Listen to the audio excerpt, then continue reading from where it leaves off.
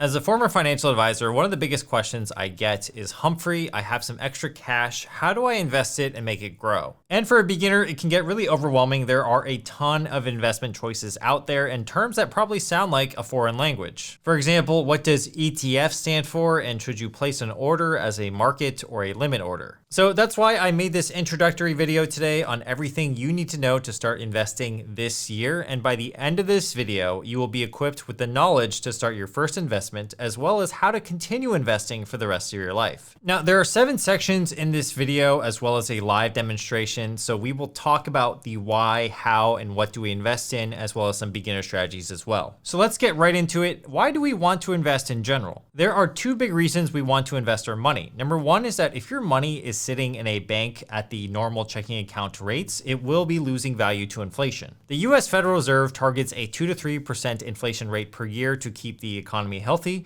and you can kind of feel that in your day-to-day life. As an oversimplified example, a Chipotle burrito 6 years ago cost me $8.50, and these days it's closer to $12. So if you had $50,000 in 2019, you could have bought 5,882 Chipotle burritos with that $50,000. However, these days, that same 50K can only buy you 4,166 burritos, and that's 1,700 fewer burritos. For what? Inflation? Now, I have a lot of ideas on what I could do with 1,700 burritos, but my point here is that inflation has made it so that you can now afford less with the same amount of money. So therefore, we need to make sure we're at least beating out inflation when it comes to our cash, and we can do so by investing it. The stock market as a whole returns about 8 to 10% per year historically over the past 80 years or so. So if we invest, we can reasonably expect that over time, we will grow our money at a rate at least faster than inflation. The second reason we want to invest is that you will often hear the phrase, it takes money to make money, and this is illustrated beautifully with the concept of compound interest. Pretend you have $1,000 generating you a 10% return per year in the market.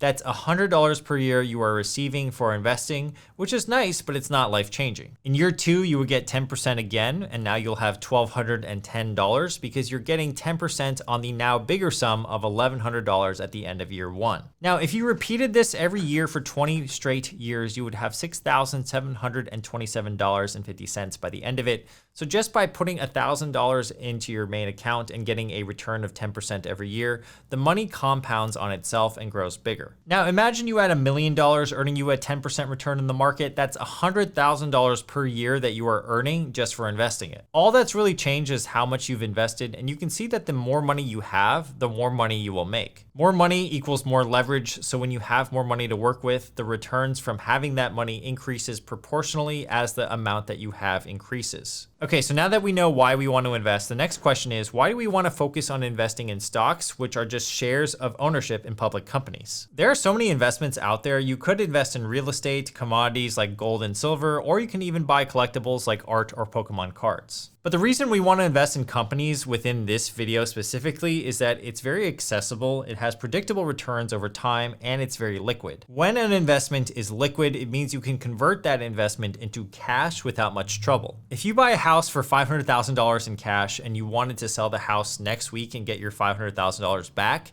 it's not going to be really easy. You would have to typically list the house again, you would have to find a buyer, and then go through that whole real estate process, which usually takes at least 30 days. Real estate in this case is not very liquid. However, buying a stock on the stock market is very liquid. You could buy a share of Coca-Cola stock in the morning and sell it in the afternoon and get your money out. In terms of predictable returns, earlier I said that the stock market as a whole typically returns 8 to 10% per year as an investment. So this is the graph that represents the top 500 companies in the United States, also known as the S&P 500. I'll explain a little bit later how we invest into the top 500 companies with just one purchase, but for now what I want you to see is that the trend of the S&P 500 is that it grows slowly over time. The S&P 500 is a good representation of the US stock market, and the performance of it tends to trend in the general direction of upwards over time, so that's a really good thing.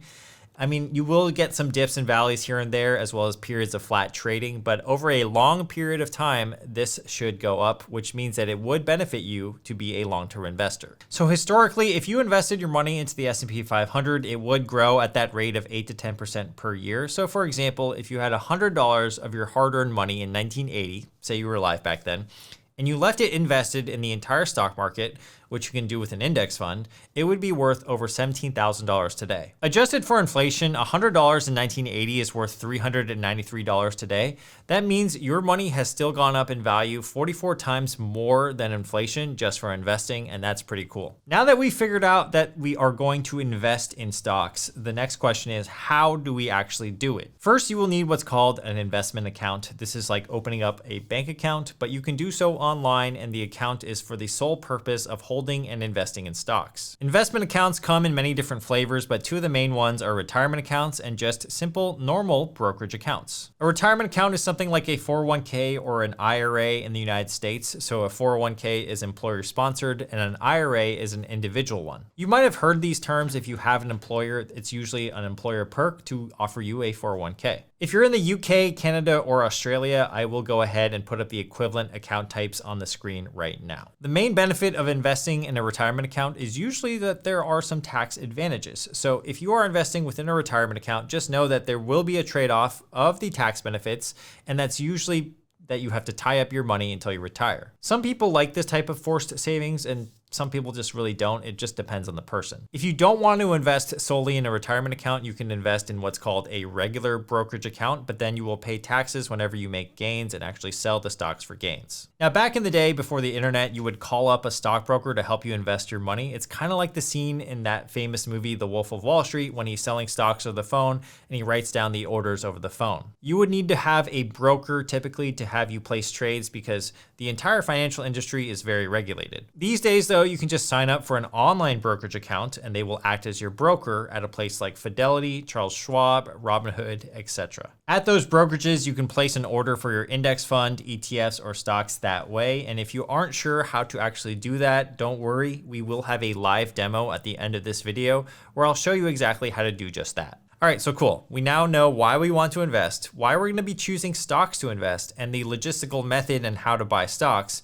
But now we need to answer, what should we invest in? One option is investing in individual stocks, like buying shares of Apple, Microsoft, Nvidia, Google, Tesla, etc. This could be a fine strategy if you know what you are doing. In general, though, investing in an individual company can take a lot of work and research, and oftentimes it's much riskier and more volatile than just investing in index funds and ETFs. A lot of financial advisors will put their clients' funds in index funds and ETFs because they're simple investments that are well diversified, and if we invest in them consistently over time, the path to becoming a millionaire as well as reaching financial freedom is almost guaranteed. An index fund is a popular term and is sometimes used interchangeably with the term ETF or exchange traded fund. They are slightly different in nature, but for our purposes today, you can think of them very similarly. To understand how an index fund works, I will first define what a mutual fund is. So a mutual fund is when investors pool their money together and they pay a professional manager to actively pick stocks that the manager thinks will perform well. The manager will then charge a fee for this service, and sometimes that can kind of eat into your returns.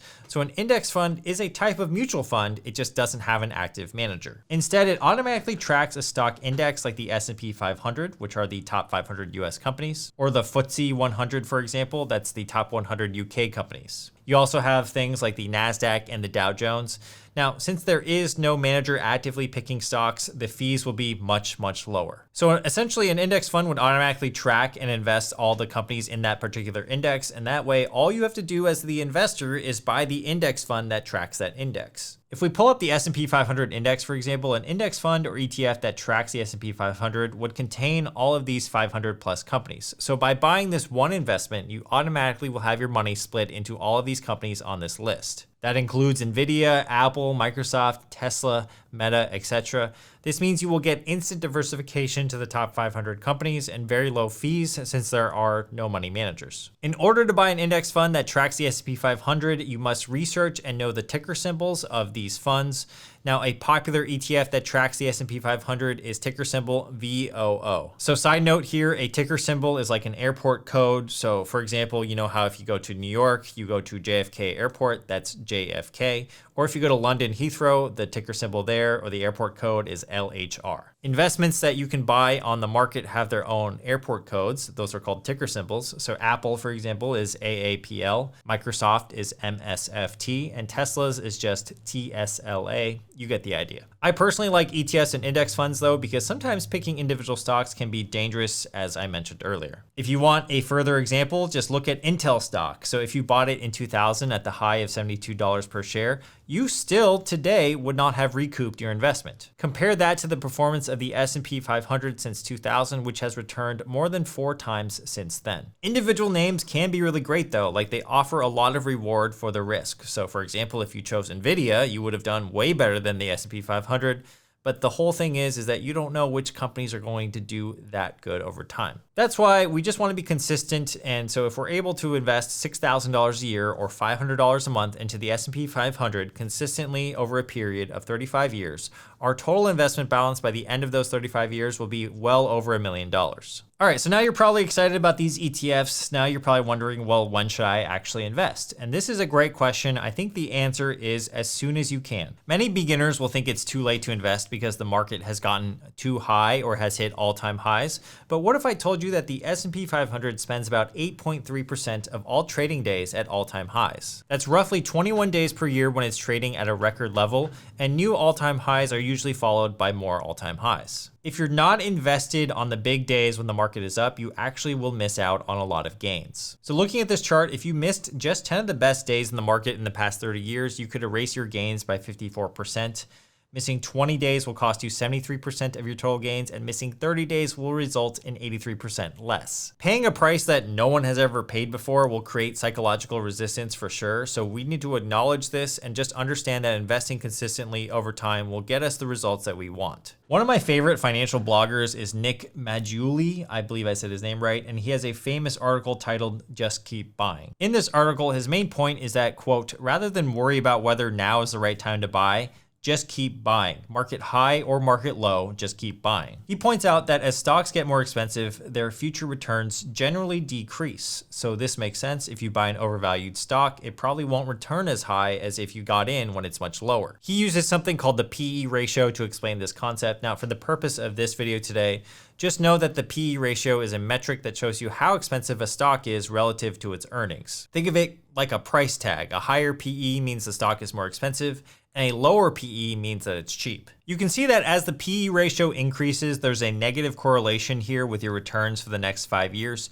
You can see all the red dots below the 0% horizontal return line. Red dots mean that the stocks have returned negatively. But here's the fascinating thing. As long as you hold for a longer period of time, watch what happens to your real returns, even if you bought at an overvalued price. Looking at this interactive graphic, you can see as the years pass by, 5, 10, 15, 20, 25, 30 years, etc., the number of red dots decreases and converges over time. Nick states that, quote, over any 20-year period, US stocks have had no real negative returns when including dividends, and over a 30-year period, the returns have generally converged despite some dispersion. So that basically tells us that we should be trying to grow our wealth very aggressively, and to do so, we should keep buying. There is an excellent example here that if you search for the term stock market overvalued 2012 and you put that into Google, many articles come up detailing what investors believed at that time, which was that the market was overpriced by 50%. Now look at this graph of the S&P 500. In 2012, it was trading at the 1400-ish levels. Now, if you had believed it was overpriced back then, you would have missed out on some serious gains in the past 13 years, as right now we are nearly 4.5x what we were back then. All right, so in terms of how to actually invest the dollars, you can either do what's called lump sum investing, where you invest it all at once, or you can do dollar cost averaging. Both are valid strategies, but I think dollar cost averaging is easier psychologically. Dollar cost averaging is when you invest a certain amount of money at a regular interval in order to take away all the emotions of investing. For example, instead of investing $12,000 all at once, you might invest $1,000 every month for 12 months. That way, when prices are high, your fixed amount buys fewer shares, but when prices are low, that same amount buys more shares. Over time, you will average out your purchase price, and this reduces risk since you're not putting all of your money in at a potential market peak. You're also more likely to automate this action and set it and forget it, which can take the emotion out of investing. All right, so far we've covered a lot in this video already. Now you're probably wondering to yourself, well, Humphrey, how much money should I actually be making in my own income or my own job before I actually start investing? Many people will say that you should invest invest whatever you have, but I think the more important condition on whether or not you should start investing is how consistent can you actually be. If you're a teen or just out of college and all you have is $100 or $1,000 to your name, perhaps investing $100 is not that great. It might be better spent investing in yourself and on your own skills until you can get more of a consistent income to invest. Now, if you are someone making a consistent income and you can set aside a portion of money to invest and invest often, I think you will see the most benefits from investing. I personally started investing when I was making around $55,000 a year, and I would put $100 to $200 a month into my investment accounts.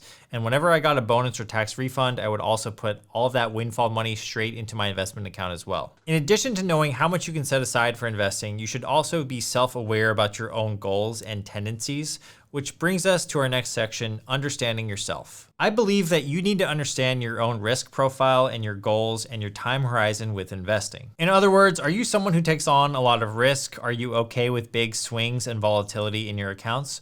Or are you someone who is more looking to keep the money that they currently have, but just have it grow at a slower pace? For example, if you're retiring in 5 years, your strategy will be more conservative than someone who might have 20 or 25 or 30 years left to invest. Your investing strategy when you have a longer time horizon can be tailored towards that, and what you invest in might be different from what your neighbor invests in or what your friends invest in, because all of our goals are different. The basic gist is that for most people that are working and have an income, the younger that you are, the riskier that you can be, and the older that you get, you want to start adjusting your investments as you prepare for retirement. The reason being, when you're younger, even if you lose some of your money by investing, you have a lot of time to make up for it with your main job, as well as time investing in the market. Again, the average of the market is between an 8 to 10% return over a long period of time.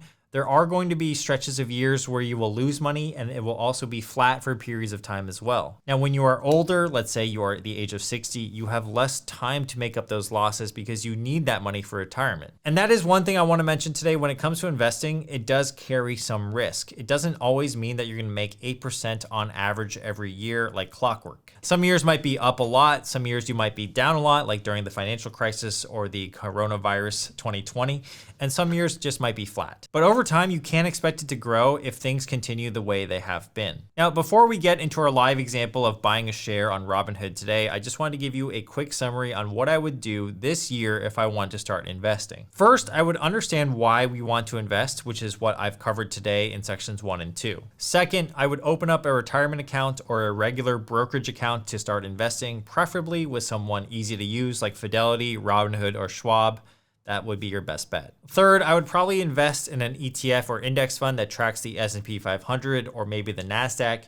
This is just going to be the most consistent investment that I can set and forget. And fourth is I would continue to learn and educate myself about investing. The more you understand about investing, the less scary it definitely becomes. All right, let's transition quickly to the live demo on Robinhood now. All right, so now I'm gonna show you guys how to buy a share of, let's say, ticker symbol VOO in Robinhood. I have my Robinhood app pulled up, and as you can see, this will be the main screen. It'll show you your account balance, as well as any account balances you might also have in the top. So I have a Roth IRA with Robinhood up here. I also have a traditional IRA with $0, and I don't have a credit card or joint account or anything up there. So let's go back to the investing tab here. And then you can also see at the very bottom of the screen, you will have 4 different options. I'm in the bottom left, the investing, but they also have a crypto section. I don't even know why it's at 648, but I have a crypto section. Then there's a search bar, okay? Now I've already pulled up the Vanguard S&P 500 ETF, but if you were starting this from scratch, you would probably click the search button and you could literally type in VOO, which we already had it right here. There's other ticker symbols of S&P 500 ETFs, such as SPY.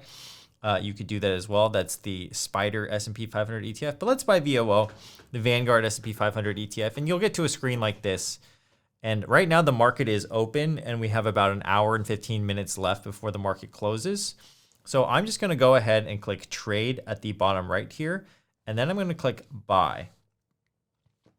So as you can see, this pulls up the order screen, and at the very top, you'll see it says buy VOO, the number of shares that you want, the market price that it's trading for right now, $611, and your estimated cost. So if we put in here 1 share, you can see that the estimated cost and the market price are the same. And then what we can just simply do is click Review, and then it'll tell you an order summary, and then you can just swipe up to submit if you would like. I'm not going to do that just quite yet. I do want to show you guys the conditional type of orders that you can place with Robinhood as well. So I'm actually, before I even click swipe up to submit, I'm going to click edit at the top left. This will bring you back to this screen. And if you see in the top right here, you have this shares drop down button. You can actually click on this. So when you click on this here, you can see the different types of orders that you can make. You can buy in dollars. So if you didn't want to buy one share, let's say you just wanted to buy $100 worth of VOO, let's actually tap in buy in dollars here. And you can tap, oh my gosh. You can type in $100, then you can click review. And as you can see, this will allow you to buy a fractional share of VOO, 0.16378 shares as of right now. And you can also swipe up to submit this if you were to do that now. Now, let's actually not do that. Let's go back to the edit screen. Let's go back into the dollars, hit the top right again, go to the menu selection here. You can see all these other types of investments you can make. You can make a recurring investment, which is what we talked about in this video, the dollar cost averaging. So if we wanted to invest in VOO on a recurring schedule, we could click on this here. And then we could invest every market day, every week, every 2 weeks, or every month. So let's say we wanted to invest every 2 weeks on a Tuesday. We could click continue here, and we could buy $200 of VOO every 2 weeks. We could press continue. You could choose your payment method. I would always choose the buying power, not one of your linked bank accounts, or you could use one of your linked bank accounts, but I like the buying power since I already have $1,483 in here. I might as well just do that. And then if you click continue, this asks you if you want a backup payment. I'm going to skip that backup payment method. And you can see your order details here, and you would be able to review this and submit it. And basically every 2 weeks, you would buy VOO recurring, which is really great. That's almost what you want to do. Please do this if you are able to consistently invest over time. I'm just going to go over one more conditional order for you guys. We're not going to get into trailing stop orders, or stop limit orders today, but limit order is one of those more frequently used types of orders that you might actually use. So if you click on limit order, this allows you to buy VOO at a certain price or lower. I believe it said or lower. So let me go check that again. Sorry, it lets you buy at a maximum price or lower. So let's say you want to buy VOO, but you don't like the price of 610.18 cents that it's trading for right now. You could buy a share, and then you could specify the price that you want it to actually go through. So let's say you wanted to buy it for $600, which is $10 below what it's trading for right now. You could set this up. So what you can do is you can set this to say, okay, when the price of VOO ever drops to $600, I will then automatically buy this share. That's the price I want to pay. And you can see that it says trading session, 24-hour market. That means it's going to always be available to be executed. And then the time in force, this means that if you were to put this limit order in right now, it would actually expire at 5 p.m. today. So it's good until the 24-hour session close, which is at 5 p.m. today. I think that is 0 UTC, I believe. That's neither here nor there. So February 15th, 2026, you can also just allow this to be good until February 15th, 2026. That means if I were to submit this right now, let's actually do that. It actually won't buy. You can see that the shares purchased is 0 of 1. It won't buy the share until the price of VOO goes to $600. So that's one way you can set your prices up.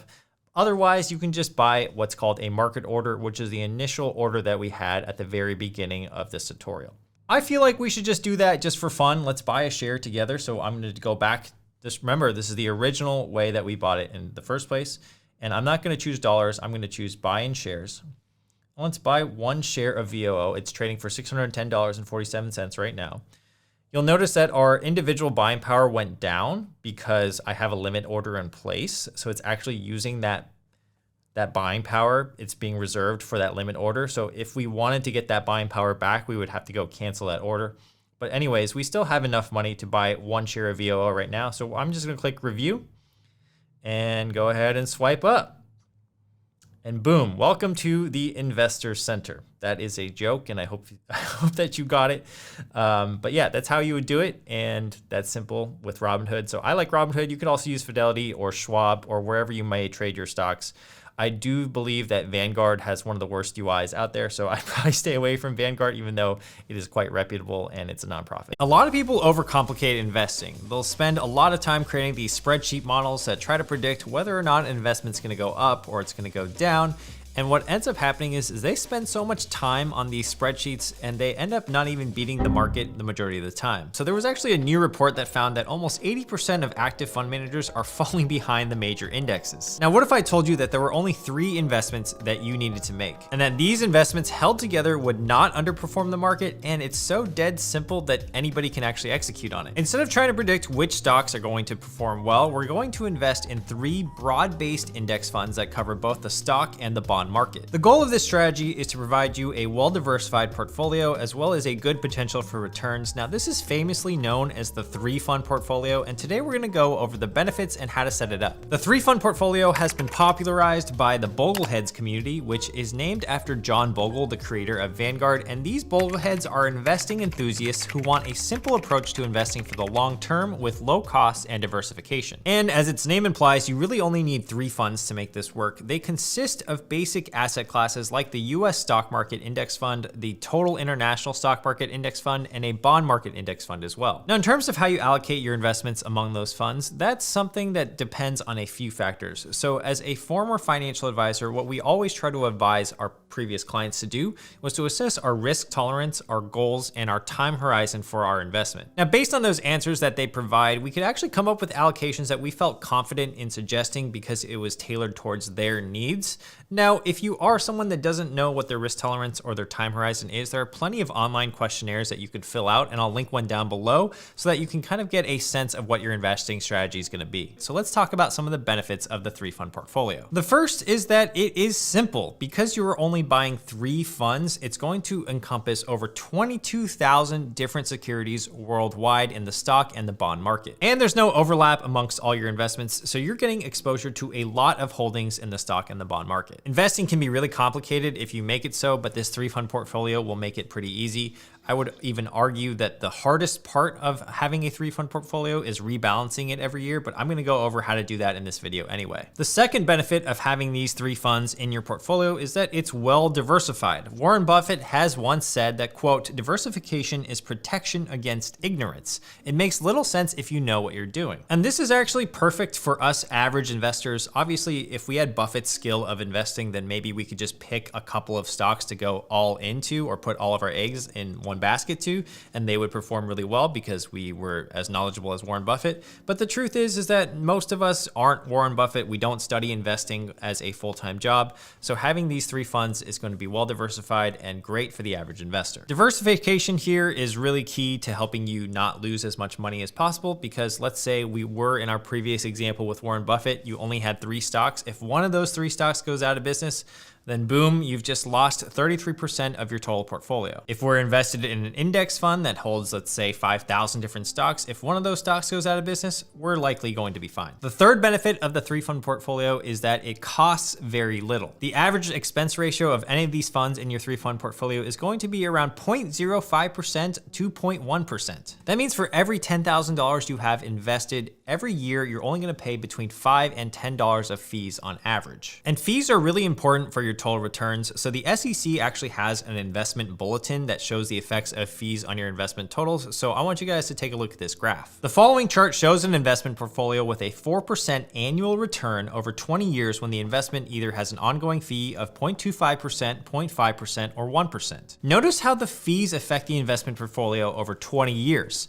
In 20 years, a difference in just 0.25% of a fee can reduce your gains by $10,000 over the same period. If there's a difference of 0.75%, it could reduce your portfolio value by over $30,000. So yeah, we like the fact that this portfolio is going to cost us very little in fees. The fourth benefit is that there's no financial advisor risk. If you have your money invested with a financial advisor, they usually charge you a percent of all of your assets under management over the course of a year. The standard fee in the industry is to take 1% of your assets under management, or AUM. So let's say you had $1 million with your financial advisor. Every single year, you're paying your FA about $10,000 in fees just for helping you invest. And if all you're doing is investing with your financial advisor, you're not really getting the max value out of what they can provide. Similarly, there's no asset manager risk as well. So if you invest in an active mutual fund, they usually have to pay their fund manager because that person needs to live and have a salary. So oftentimes that will eat into your returns. But in this portfolio strategy, we're only investing in passive index funds that track the market. The fifth and the most important benefit of the 3-fund portfolio is that it never underperforms the market. Since it's tracking the broader market, you are putting your money into most of the stocks and bonds that exist in the world. And according to many studies, buying the market virtually means that you will outperform most active fund managers over a long period of time. Look at this chart that tracked the period of 2008 to 2016. We can see that there are many funds on this bar chart, but these are all hedge funds. And over a long period of time, you can see that the index fund outperformed all of them. So these are all the 3 benefits of the 3-fund portfolio. I hope that I've piqued your interest. We're going to get into exactly how to construct this now. The way we're going to do this is we're going to figure out what funds to buy depending on what brokerage you have. And then we're going to figure out the asset allocation that you're going to want, as well as how to rebalance this portfolio every single year. So here's the list of the funds that you're going to buy depending on your brokerage. I'll put them on the screen right now. In terms of the ETFs, you can buy these on any brokerage. So whether that's Fidelity, Robinhood, Schwab, or Webull, you can still create this portfolio. Now, in terms of the brokerages I definitely like Vanguard, I like Fidelity. And if you don't have a brokerage at all, you might want to try signing up to Webull. They're running a special promotion right now where they're giving away 7 to 12 free stocks as long as you deposit 1 cent. They aren't a sponsor, but if you do use the link down below, it will help support the channel. So I appreciate you guys for that in advance. But the exact ETFs that you are going to want are ticker symbol VTI, VXUS, and ticker symbol BND. Now, you can also see below that if you do have a respective brokerage open, there are specific index funds that you can buy as well. So with Vanguard, you can buy VTSAX, which is the total stock market index, VTIAX, which is the international market index fund, and VBTLX, which is their bond market index fund. For Fidelity, I've chosen the zero fee index funds. So that's going to be ticker symbol FZROX, ticker symbol FZILX, and ticker symbol FXNAX. For Schwab, we also have 3 index funds here, SWTSX, SWISX, and the last one, my favorite, SWAGX. You should be able to create a 3-fund portfolio depending on the brokerage that you're in. Now, some of the index funds will have minimum investment requirements. However, with ETFs, you can just buy those on the market and they do not require you to have any minimum investment. Now to choose an asset allocation. In simple terms, it just means that if you have 100% of a pie to invest, how much of that pie is going to go into stocks versus bonds? You could go with a portfolio that's mostly stocks or mostly bonds, depending on your risk tolerance. I would say if you are more aggressive or on the younger side, you want to lean more towards stocks because they're going to have more upside, but they're going to be more volatile. If you're more conservative or less aggressive, you're going to want to go with a portfolio with mostly bonds because they're less volatile. For the past couple years and up until recently, bonds were just not performing that well because the federal funds rate was close to 0. But since the Federal Reserve has been raising rates this year as well as into next year, bonds should return a lot better than they have in the past. So in this portfolio, you're going to want to have a mix of US stocks, international stocks, just to kind of balance out the US stocks, and then a bond fund to help you balance out the entire stock position of your portfolio. So let's actually look into some historical data and see how these different asset allocations perform. So there is actually someone on the Bogleheads blog that has been contributing to this every single year and updating it. So if we actually look at the results for the past 10 years, you can see that for the most part, the years are positive. In 2021, for example, a portfolio consisting of 80% stocks and 20% bonds would have yielded you 16.13%. You can see that across the board, most of the time, these are positive returns, but there are some years in which it is negative, and even this year in 2022, which it hasn't concluded yet, but it will likely be negative 15 to 20% just based on how the market's been performing. And this is something to note, not every single year is going to be a positive year for your portfolio. In fact, this is not a strategy that you're just gonna do for 6 months, a year, or even 2 years. This 3-fund portfolio strategy is one that you wanna have for 10, 20, or even 30 or more years. So here's another great chart from JP Morgan. You can see that on average, the stock market returns positively in most years. In fact, 32 out of the 42 years are positive. The average intra-year drop is about 14%. That means if you have $100,000 invested into the stock market, on average, there could be times when your investment balance goes down to $86,000. In some years, it's even worse than that. So in 2008, you could have been down to $51,000. And when you're looking at that and you're an emotional investor, that could be a very scary thing. But over the long term, the market usually bounces back, and that's why we don't want to just panic sell whenever the market is down, because over time we should prevail. Now, in terms of the most common asset allocations for the 3-fund portfolio, here are the 3 most common thanks to clevergirlfinance.com. An 80-20 portfolio will consist of 64% US stocks, 16% international stocks, and 20% bonds, and this would be considered aggressive. An equal portfolio would have 33, 33, 33, and a 20 to 80 portfolio would have 14% US stocks, 6% international stocks, and 80% bonds. Now you might be wondering, why don't we have our stock position 50-50 in terms of US stocks versus international stocks? And the reason is that having international stocks in your portfolio actually adds a little bit of complexity. There's currency considerations. In addition, a lot of international markets aren't as developed as the United States, and a lot of these international markets have governments that are a little bit too, I would say, overbearing. And that's why international stocks are considered more volatile, and this is merely a preference, but I'd rather have the US stock market over foreign ones, and that's why the asset allocations are as such. All right, let's talk about rebalancing and how to rebalance the 3-fund portfolio. Ideally, you are doing this once a year, and I actually haven't seen a video on YouTube that actually details exactly how to do it, so I'm gonna show you how. Let's say you have a 3-fund portfolio totaling $10,000, and you have an asset allocation of 33%, 33%, 33%, US stocks, international, and bonds. That would mean you have $3,333 in each of them. But over time, US stocks start to perform better. So let's say in this hypothetical scenario, your investment balance goes to $12,000, mostly driven to US stock returns, and your bonds and your international returns have stayed flat. Well, now your portfolio kind of looks like this. You will have $5,333 in US stocks, $3,333 in bonds, they've stayed flat, and $3,333 in international stocks. Well, now your US stocks in this certain scenario are worth 44.5% of your portfolio, and the other asset classes are worth 27.75% each. Now you're exposed to more US stocks, elevating your risk, so you want to get your portfolio back to an equilibrium of 33, 33, 33. So what we can actually do is to sell off some of our positions with the gains that we've made to make our portfolio a bit more even. If we go back to our example, since our portfolio is now worth $12,000, our 33, 33, 33% allocation would mean that we need to have $4,000 invested in US stocks, international stocks, and bonds. So what we would do is sell off $1,333 of US stocks and split that profit into the bonds and international funds to keep our portfolio in balance. Rebalancing doesn't mean you're withdrawing money from your investment portfolio, and if you do a rebalance within a tax advantage account like the 401k or even the Roth IRA,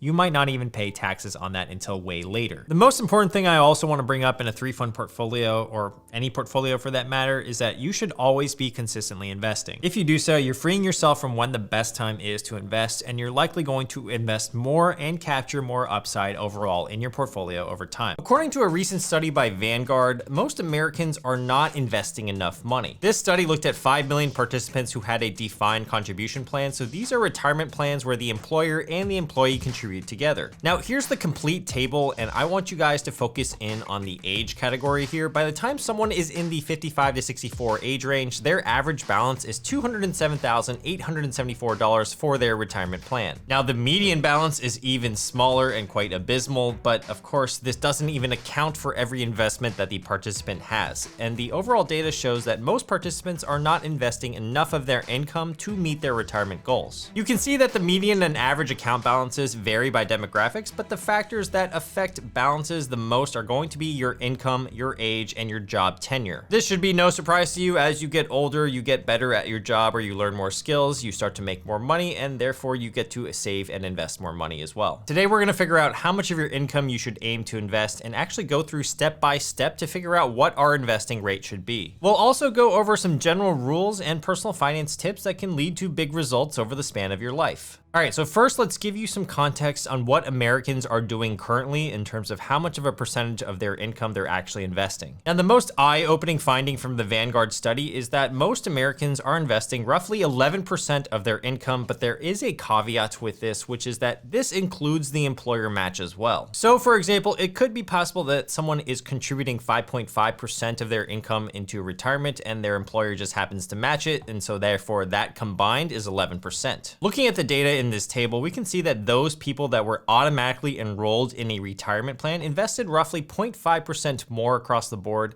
and in some instances invested upwards of 2% more. For example, those at the 150,000 plus salary range, that's where voluntary enrollment had a 12.4 contribution rate, so the investing rate, and the automatic enrollment rate was 14.6%. That's pretty good. So there were two important takeaways that I took away from this data, and the first is that if you're able to automate your retirement savings, it seems like you're going to just save a lot more money. Now, this makes a lot of sense to me. If you're able to automate something, it's going to be a lot easier. We talk about this on the channel all the time, that personal finance and investing is often behavioral. And so if you're able to set up some sort of automation, it's going to help you save and invest way more money throughout your life. Therefore, when we're thinking about how to invest or how much we should be investing, we should always think about systems that we can implement that can easily help us get there. Another system that you can actually implement to help you change your behavior about finance is simply by pressing the subscribe button, because by doing so, you're going to get more of my videos on your homepage, and hopefully that's a good thing because then you're going to be more aware about your finances. The second biggest takeaway from this entire data set was that the personal contribution and savings rate closely aligns to what the Federal Reserve economic data actually tells us. Now, according to Fred, you can see that the personal savings rate currently hovers between the 3 to 5% range, which is actually absolutely terrible in my opinion. That means if you're an average household in America making the median salary of $72,000 for your household, that means the total amount that you're saving and investing every year is about $2,100 to $3,600 per year. That's not the worst savings rate by any means, because it's still greater than zero, and many people are living paycheck to paycheck right now, so at least saving some money is going to be a good thing. However, 3 to 5% of a savings rate still pales in comparison to the rest of the world. For example, in Ireland, I just looked up, the gross savings rate by household is closer to 20%. And just because some households are saving 5%, it doesn't mean that they're investing that full 5%. There are often other goals that people need to save for example, an emergency fund, a mortgage down payment, perhaps college education. Now, if we look at the top income brackets, for example, we can see what percentage of income they are saving, and we can actually see quite a big of a difference. There was a study done from 2010 to 2012. That's the latest data that I could find, by the way, but you can see that with this bar chart that the top 1% saves roughly 38% of their income. That does make sense to me, as cost of living expenses such as housing or food tend to be relatively more fixed, so the more that you make, the more that you can save. The top 10% are saving roughly 15% of their income, and the bottom 90%, so everybody else, is, I wish they didn't group everyone like that, but their savings rate were close to 0 or 1%. Now, of course, I just mentioned that savings does not equal investing one-to-one exactly. However, if you're able to save more money, then you're probably also able to invest a good amount as well. So based on all this data and what we know, it looks like most Americans are investing roughly 5 to 11% of their total pay, which includes employer contributions. Now, maybe some of the top income brackets, that could be upwards of 38%,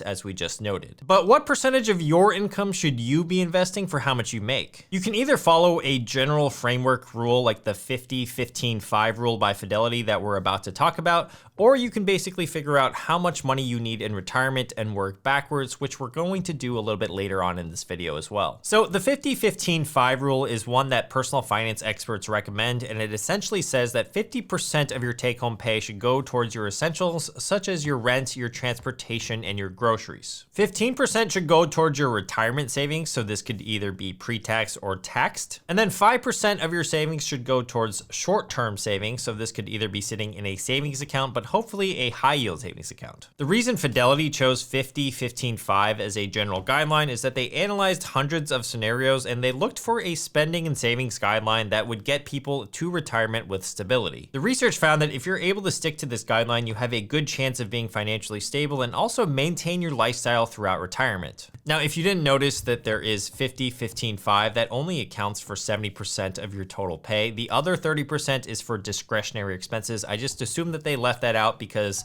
the 50-30-15-5 rule would be too much of a mouthful to say. Now, I'm not going to sit here and tell you that you need to follow this rule to a T every single time you get paid, because that might not be actually realistic. It's rare that I'm able to always follow this rule because our expenses and our lifestyle is going to be fluctuating throughout our life. What you want to make sure of is at the end of every pay period, every month or every year, however you want to define that period of time, that you are investing a healthy amount of your money towards your retirement. And Fidelity just happened to find out that for most people out there, it's 15% for retirement savings and 5% for short-term savings. That was their conclusion. But here's the thing, your retirement goals might be different from most people and some of your friends. So in order to get to financial independence and retirement, we should know our numbers intimately on what it would take to get there. So let's go through a quick case study on how to easily figure out your financial independence number, or basically your retirement nest egg number that you need to hit to retire. Retirement spending is usually determined by what your pre-retirement income and your lifestyle looks like. If you're used to eating good food, living a luxurious life and traveling a lot, and perhaps you're on a lawyer or a doctor's salary, you're gonna need a lot more money in retirement than someone who has a more modest career, perhaps someone like a plumber. So knowing that and the fact that most people are trying to maintain their standard of living in retirement, personal finance experts suggest that you should plan to spend around 55 to 80% of your current income in retirement. So if your salary is $100,000 per year, plan to spend about $70,000 to $80,000 per year while you're retired. So here's a great table from Fidelity that has a good suggestion on what rule you should be sticking to according to your salary range. For most people, that's going to be between 55 and 80%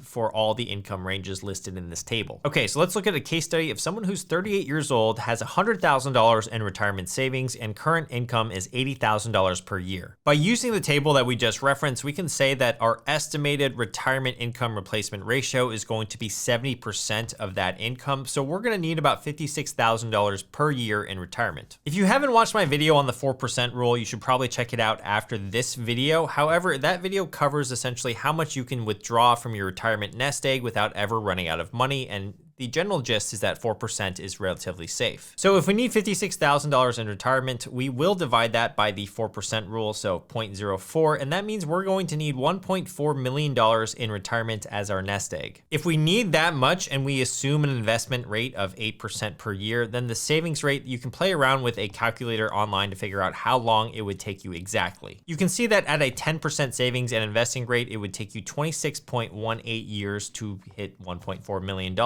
But at 15%, it's 23.71 years, and at a 20% savings and investing rate, it's 21.75 years. So if you're able to increase your investing rate from 10 to 20%, that saves you around 5 years in getting to retirement as quickly as possible. Now, in terms of an investing strategy to actually get there, most people are probably going to just be better off by investing in index funds and just kind of chilling out and not touching their investments. If you start to try to day trade or time the market or try to do some swing trading, oftentimes you aren't going to beat market returns anyway. The name of the game in investing is endurance. So if you have an investment time horizon of 10 to 20 or more years, the best thing that you can do is just stay committed to investing and stay the course. What you actually want to do is increase the amount that you can contribute to your investments. So that means you're probably going to be focusing more on your main source of income, trying to increase it there, and then taking that extra difference and investing the rest. At the end of the day, it's not really about picking a better investment than other people, but rather just staying invested over the long period of time. So here's a great clip from Morgan Housel. He is the author of Psychology of Money on why you should just aim for average returns. The variable that I want to maximize for in my investments is endurance. If I can just earn average returns for an above average period of time, it's going to lead to an amount of success that will literally put you in the top 5% of investors. Now, if you're thinking to yourself that you're not actually investing enough money right now, one of the quickest wins that you can actually do for yourself is to try to increase your income through side hustles or perhaps learning a new skill. Whether you know it or not, you probably have some sort of advantage or expertise over someone else. Think about your entire network of friends. There's probably one thing that you are good at that some of your friends just aren't that good at. For example, you maybe have spent 5,000 hours of your life playing video games like me, or maybe you've spent a lot of time working out, playing an instrument, or maybe even a sport like tennis. For example, if you know a lot about tennis, perhaps you played in high school, maybe a little bit in college, you can do a lot of things with that skill that can make you money. You could do one-on-one tennis coaching with people below your skill level. You could run a group tennis class or perhaps run a tennis camp. You could start a website that offers free tennis tips and perhaps some tennis videos, instructional videos. You could even offer a service where you string people's rackets for them. It all starts with knowing what you're good at and actually playing into your strengths and then trying to market that skill or that side hustle to other people. One of the core principles of having good financial planning is having an asset allocation that's suited for your age and your risk tolerance. In today's video, we're gonna go over every single decade of what your portfolio should look like, and we're gonna have 3 different risk profiles per decade, so that's gonna be risky, moderate, as well as conservative. Before we start, I just wanna say that the proper way to allocate is going to be different for everyone. However, this video will serve as a good general guideline for most people. If you wanna just skip around to the asset allocation part of this video, I'm gonna leave timestamps in the description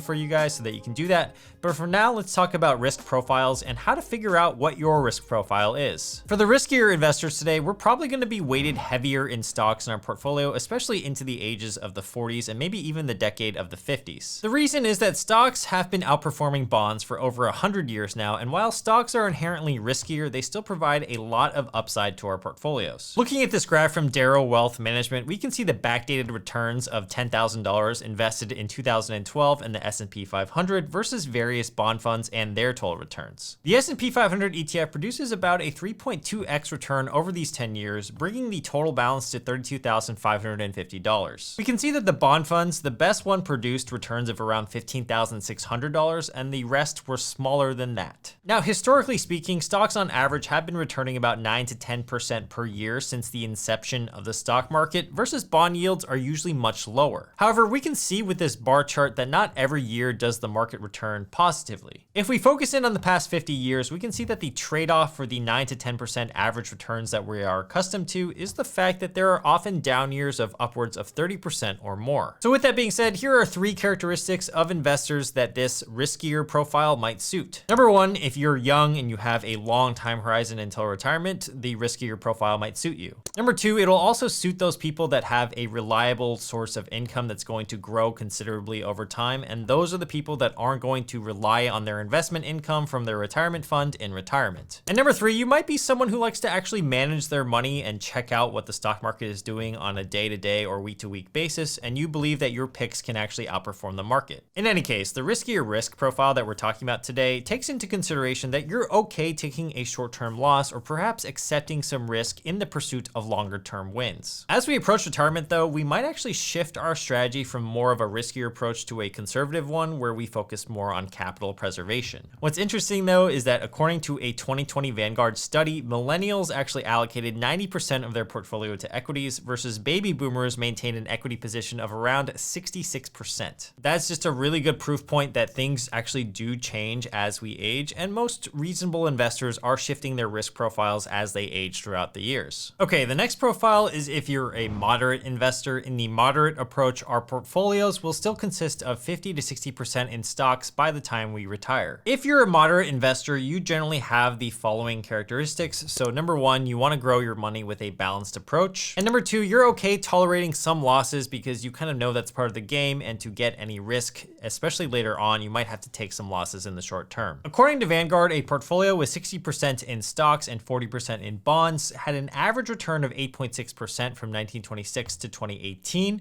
but there were still some years in which this portfolio actually lost 20% in a single year, and that the probability of a 10% loss in any single year was still close to 40%. Also, it's interesting to note that most Americans out there actually take a moderate risk level approach, and the median exposure to stocks in 2020 across all American households was over 63%. I also just want to say that the moderate risk investor profile has been a lot hotter in this past decade, especially because bond yields weren't really returning that great, especially in the past 15 years or so. It's really only been in the past year or 2 that the bond yields have started to make a difference again in most people's portfolios, and so likely you're seeing a very slow shift toward the moderate to conservative side of risk profiles once again. Okay, the third approach today is the conservative approach, and this is the most conventional school of thinking when it comes to retirement, and usually has to do with the rule of 100. This is an older rule that actually tells you that you should take your age and subtract it from the rule of 100 to get the percentage of allocation of your portfolio in stocks. So if you're the age of 40 right now, for example, you would take 40 and subtract it from 100 and you would get 60. So 60% of your portfolio should be in stocks when when you're the age of 40. That means the remainder is going to be in bonds, and the reason why bonds is good for someone that's a little bit more conservative is that they're usually less volatile than stocks. Especially in times of market turmoil, bonds typically tend to outperform stocks during those periods. So take a look at this graph from Darrow Wealth Management again. From January 2020 to January 2021 during the pandemic, we can see that the S&P 500 total return underperformed treasuries and corporate bonds for the majority of the year when the stock market was in turmoil. The bonds held steady for the most part, and even when the market had a flash crash in April, their swings were definitely less volatile. Okay, so this conservative asset allocation risk profile is really good for the following person with these characteristics. Number one, someone that just wants a simple conservative approach and doesn't really want to worry about what's going on with the market every single day. Number two, these are people that believe in the rule of 100 or maybe even the rule of 110. Number three, these people are risk averse. They're probably more focused on capital preservation, and this is probably the risk profile that you want as you get closer to retirement. All right, so let's get into the decades now, starting in our 20s. So in our 20s, we want to be as aggressive as we can be because we have the most time left until retirement. Most portfolio managers would agree that you want to be aggressive by having 100% in equities at this age and then slowly reducing that volatility over time. And I believe in your 20s, you definitely should be a riskier investor. I mean, you just saw all the data about stock market returns beating bonds historically over the past 100 years.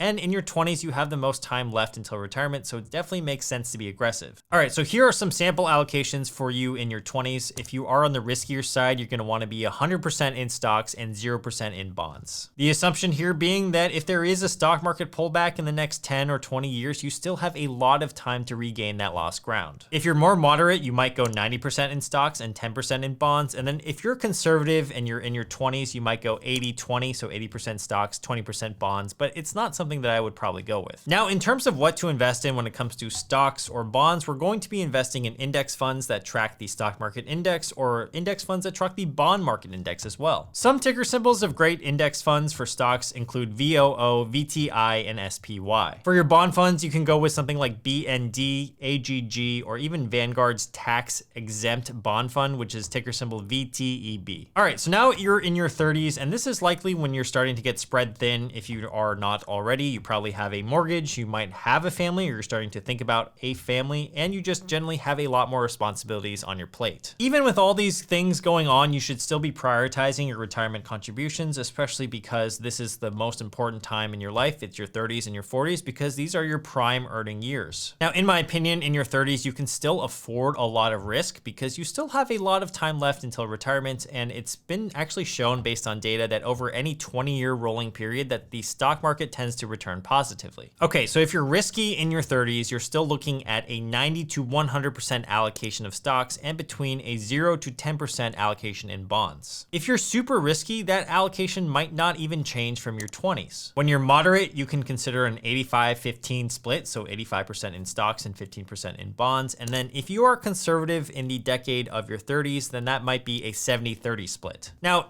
caveat here is as you age through any of these decades, you can start to shift your asset allocations as you get closer to the end of that decade. So for example, going from the age of 30 to 35, let's say, maybe at the age of 30, you're 90% in stocks, but then by the time you're 35, you can reduce that allocation of stocks to maybe 85 or 80%. That all just depends on you. The main thing to always be thinking about in this case is your time horizon and your financial independence number and how close you are to your goals. If you think you'll need the money within 20 years or you think you're gonna retire early, that might be a good time to start shifting some of your assets away from stocks just because you wanna go with a more conservative approach. However, in my 30s, personally, I'm still focused on growing my nest egg as big as possible. So personally for me, I'm still very much focused in on stocks and staying aggressive throughout my 30s. The other thing that you should be doing in your 30s is to take advantage of any tax advantaged retirement accounts. And if you haven't been doing that already, make sure you're doing that. I have a lot of videos on that on my channel. All right, so as you enter your middle ages and you're now in the decade of the 40s, these are still your prime earning years, but you might have bigger savings goals like sending your kids to college and paying off that pesky mortgage. Depending on when you plan to retire, that's when you might want to add more stability in your portfolio by shifting more of those equities into bonds. Just like I said at the end of the decade of the 30s, the sooner you want to retire, the sooner you should be thinking about shifting your asset allocation. Now, here are some asset allocations based on the risk profiles for this decade. So for the risk riskier 40-year-olds, you want to be in 85% stocks and 15% bonds. For the moderate risk profile, we still want the majority of our allocation to be in stocks because we still have a lot of years left to ride out any volatility. So I'm thinking 75-25. And for the conservative approach, we're going to go with a 60-40 split between stocks and bonds. If you remember my rule of 100 from the conservative section earlier, that's exactly what this is. Again, take these with your own personal situation in mind. If you're still 20 plus years out from retirement, you probably could still afford to go with a moderate or even a risky approach. All right, as you enter your decade of the 50s, this is when you should start thinking about, okay, it's going to be time to retire in the next 10 to 15 years. So the most aggressive that you should probably be in your 50s is going to be something like an 80-20 split, and even that seems a little bit too risky in my opinion. The more moderate approach has us at 70-30 for stocks and bonds, and the conservative approach has us at 50-50. Your nest egg by this time should be shaping up quite nicely. Now, the average 401k balance in America in the decade of the 50s is $179,000. We should be aiming to be way above that. Ideally, we're contributing about 15 to 20% of our paycheck into savings and retirement at this age, as well as the fact that we're trying to capture as much upside as possible while trying to reduce our risk. That's easier said than done, but the idea is that we don't want to be risking everything here, and capital preservation becomes more of a priority in our 50s and our 60s. With 15 years left until retirement, there are plenty of 15-year stretches in the stock market where you could still lose some money. You can actually see with this dot plot that the US stock annualized real returns over 15-year rolling periods, some of these data points can be negative. In fact, looking at the distribution of stock market returns over 146 years of data, the chance of seeing negative returns for any given year is about 31%. That means 1 out of every 3 years could be a losing year. Still though, even with that fact, your 50s are still not the worst time per se to be invested in stocks, because over any 10-year rolling period, we still usually see positive gains. There's a maximum return of 17.6%, a minimum return of negative 4.1%, and an average of 6.9% returns in the market. If you'd like to see how the US stock market has fared in any rolling 1, 5, 10, or 20-year period, this article is really good and it details that, and I'll leave a link for it down below. But now let's get into your 60s, because this is the decade where retirement age usually strikes, which is a great thing. Once you hit this decade, your asset allocation likely shifts way more towards bonds and less into equities, as well as you might add some more cash. Now, if you haven't retired yet, you can still make contributions to your 401k and hopefully get that employer match. And the idea here is you just want to buff up your nest egg before you actually retire. In the risky profile in your 60s, I would first question, why are you still risky in your 60s? But if you happen to be risky because you might need to catch up, or perhaps you don't even need your retirement funds to have a good retirement, aka you're already really rich,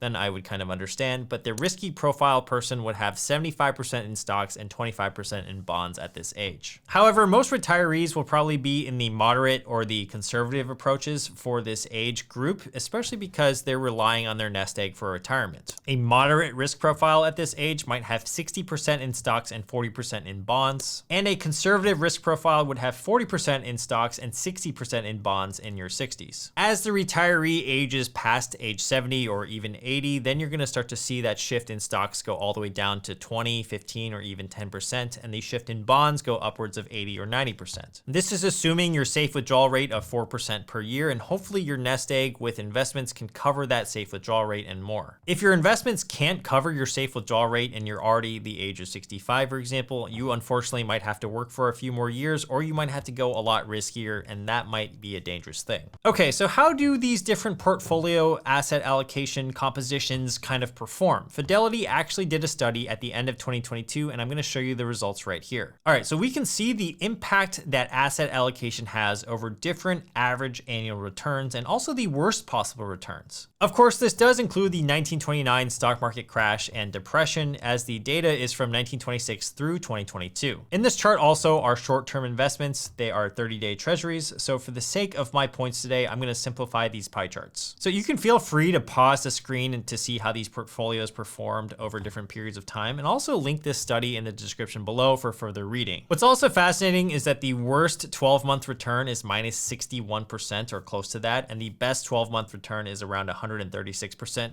Now these are over 12 months, so just like the data, as I said earlier, if you go over a longer term time horizon, let's say 5, 10, or 15 years, then these returns are going to converge slightly more to the mean. You can see that in all these approaches, the worst 20-year return annualized is still going to be positive, which is actually actually a really great sign. All right, so asset allocation is definitely a highly personal decision. However, I hope this video gave you a general guideline on what you should be looking for. Your goals might change throughout your life, and your asset allocation as well as your risk tolerance might change as well. If that's the case, you can always come back to this video, reference what I've said in today's video. It should be pretty standard. I will also leave some links down below for you guys to check out after this video. We're gonna be talking about some of the best ways to invest $10,000 in order to help you get financially free and also build your wealth along the way. So whether you're trying to hit 50K, 100K, or even $1 million, hopefully this list will give you some ideas on how you can invest a sum of 5 figures. For each of the items in today's list, I will also tell you how much risk it carries, in my opinion. Now, in a previous video, I said that the number where your life changes the most is actually $10,000, and that's because it's at this amount that everything shifts. When you see your bank account have 5 digits instead of 4, it's proof that you've already built some great habits already. And considering that most Americans can't even afford a $1,000 emergency expense, I think it's a testament to you that you have 10 times that amount saved and ready to invest. So it's important that we build upon the 10K and not risk losing it. The first way to invest $10,000 is to get your financial foundation set in place. The risk level for this investment, number 1, is virtually 0. All right, so when I'm talking about a financial foundation, that means you have the basics covered. So this could include something like having your high interest rate debt paid down and also having an emergency fund of at least 3 months of living expenses saved up. If you already have this covered, you might just want to skip ahead in this video to number 2 on the list. However, I still think it's important to go over even if you are a seasoned veteran of personal finance, because it's always good to brush up on basics. Having your foundation set should be your highest priority because it can actually be some of the best return on your money. I'm pretty serious about that. It's not sexy or fun, but here's why. Let's say you have credit card debt and the interest rate is 20% on your balance. So when you pay down that credit card balance, it's basically a guaranteed return of 20% on your money. You aren't really going to get 20% return on your money investing in the market, especially at a 0 risk level. A broad index fund that tracks the S&P 500 historically returns 8% a year on average, and that's really good already. But it historically returns that, which means that some years will be more, but some years will also be less than 8%. You take a risk by investing in the market because your balance could actually go down, but with paying off high interest rate debt, it's guaranteed that you're gonna hit that 20% return as long as you pay that debt off. Now, as to what to classify high interest rate debt as, I would say that any debt over an interest rate of 10% should be paid off immediately. That's usually the sweet spot, and that's what I would classify high interest rate debt, so anything over 10%. Paying off debt, in my opinion, will also free you up mentally. A weight is like lifted off your shoulders, and you'll hopefully be able to operate at a level where you can just make way more money with this new peace of mind. The next part of the financial foundation that I mentioned a little bit earlier is to establish a really strong emergency fund with the $10,000 that you have. Most people suggest 3 months of living expenses saved up, so if your monthly needs cost you about $1,500 per month, your emergency fund target should be around $4,500. Of course, having more is even better, but the 4.5K would be a minimum recommendation. You can even go as high as 6 months or maybe even a 12-month emergency fund. I personally have something between 9 and 12 months saved up. All right, the second way to invest $10,000 today is to invest it in long-term safer holdings that appreciate and are well diversified, and I'm talking about index funds and ETFs. The risk level for this type of investment is going to be between conservative to moderate depending on your age, your goals, and what the ETF actually is. An index fund and often ETFs are basically funds that you can buy on the stock market that are comprised of a portfolio of stocks. So for example, if you buy the S&P 500 index fund, a very popular choice, by buying that one fund, you make one purchase, but you get a small percentage of everything that the index fund owns. So the S&P 500 ETF, ticker symbol VOO, for example, you're immediately invested into the entire S&P 500 index as a whole, which means that your investment is instantly well diversified among the top 500 companies in the United States. VOO or VOO in the last 5 years is up close to 100%. So if you had put $10,000 into the S&P 500 about 5 years ago, it would now be worth close to $20,000. And as time progresses, your returns should continue to grow over time. Now, an index fund or ETF is a great core investment to hold, and you can do so in a retirement account or a brokerage account. The next place to invest $10,000 or part of $10,000 are going to be in individual stocks. Now, the risk level on these varies, but I would say it's somewhere between moderate to higher risk. This approach is exciting because of its potential for higher returns, but there is also downside if you don't get it right. Individual stocks can perform exceptionally well. For example, with Nvidia, anyone who's invested in that company over the past 5 years is up over 1,500% or 15x the return of the S&P 500 on its own. So if you had 10K invested in the S&P 500 500 over the past 5 years, it would probably be worth close to 20K. But with Nvidia, if you had went all in, it would be worth well over $150,000 on that same 10K investment. The problem though is that any individual stock on its own can be super volatile, and people that day trade or swing trade aren't always successful. If you are investing in individual stocks and you're a beginner, it's recommended that not only you do tons of research on why you think that company will go up in value over a long-term time horizon, but that you're also diversified enough that even if that one stock goes to zero, it's not going to risk ruining your entire portfolio. For example, let's say you have $10,000 and decide to invest $2,000 each into 5 different companies. If one of those companies goes bankrupt, at least your total portfolio is not down the full 10K. In terms of how to do the research, it helps when you know a little bit or a lot about that said industry that you're investing in. If you know a lot about shipping containers and companies, perhaps looking at stocks in that industry is what you can start with. That's what you want to look for, intersections of your knowledge and investments that you can identify that others can't. Then you want to make sure that you research the company's earnings reports, perhaps their annual reports. You want to listen to their investor calls,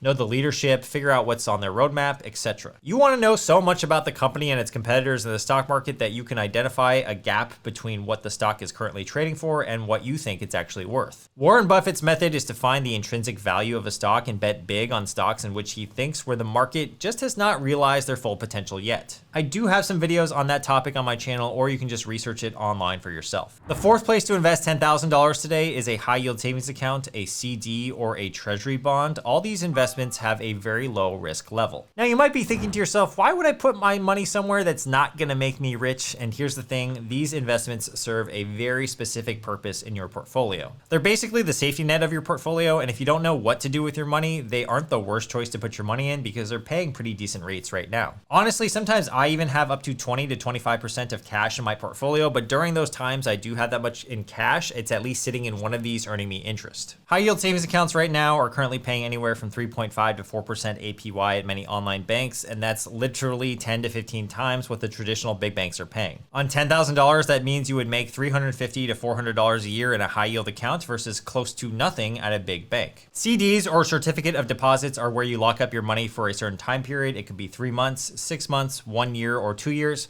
But in exchange for locking that money up, you'll lock in a slightly higher interest rate than a savings account. Right now, a 1-year CD might pay close to 4.1 or 4.2%. So if you know that you won't need that 10K for a specific period, a CD can be a great way to lock in a guaranteed return. Treasury bonds are basically you lending money to the government. So these come in different maturities. So for example, you might have treasury bills for a short term, like less than 1 year, but there are also treasury notes for 2 to 10 years or even up to 30 years. The way these work is that the government pays you interest for borrowing your money, and at the end of the term, you get your principal back. Right now, you can get treasury bills paying around 4.5%, and longer term treasuries are paying even more. If you don't want to be locked up that long, you can sell most of the treasuries before they even mature, but that does come with a little bit of risk in case they don't sell for as much as you wanted them to. Treasury bonds are also not as liquid as, say, a high yield account where you can instantly transfer your money. So with treasuries, you might need a few days to sell and get your cash, and you're taking on some interest rate risk, versus a high yield account, you can just pull your cash in and out as you please. Still though, all these 3 investments are very low risk and provide a return and are good for investors who want to sit in cash or are slightly indecisive about their money. The 5th place to invest your $10,000 is riskier or speculative investments. This is especially something you want to pursue perhaps if you're younger, because that's when you should be taking on as much risk as possible to try to grow that money. Now, the risk level for these types of investments is pretty self-explanatory. It's high risk. So let me just preface that conventional wisdom says that index funds are good because they'll average about 8 to 10% per year historically. But if you're trying to get a much higher return, you may want to go for some swings in some high growth stocks, especially in a tax advantage account like the Roth IRA, where the capital gains are tax free. We'll talk more about what exactly speculative investments are, but basically it's when you take a much higher amount of risk, but it's for a lot more upside. If all you have is $10,000, you may not want to allocate your entire 10K into a speculative or high growth stock, but perhaps you can take 10 to 20% of that amount and allocate it in there if you're comfortable with losing that money. I also think that when you start making more of an income, say $100, $200, $250, $500,000 per year, that's when you can start to take some shots at higher conviction plays for bigger gains in your investment account. I'm not saying you should be trying to get rich fast, but sometimes you can get a little boost to your portfolio by finding an undervalued investment in the market and investing investing in it before the market realizes its true value. Other appreciating assets, for example, are real estate. So oftentimes, if you're able to scoop up some real estate, you can use the power of leverage to increase your returns. So let me give you an example. Pretend at some point in your future wealth building journey, you have $50,000 invested, but you don't think it's growing fast enough. However, you do see a property listed for $250,000. If you bought that property with 20% down, you would spend that entire 50K, yes, but if the property appreciates or goes up, let's say 5% after a year, the property would effectively be worth $262,500. That means you had an unrealized gain of $12,500 on your initial $50,000 investment, so your return on investment in this case is 25% because of the power of leverage. Even though the home only appreciated 5%, because of the loan you took on, you are getting a multiplied return.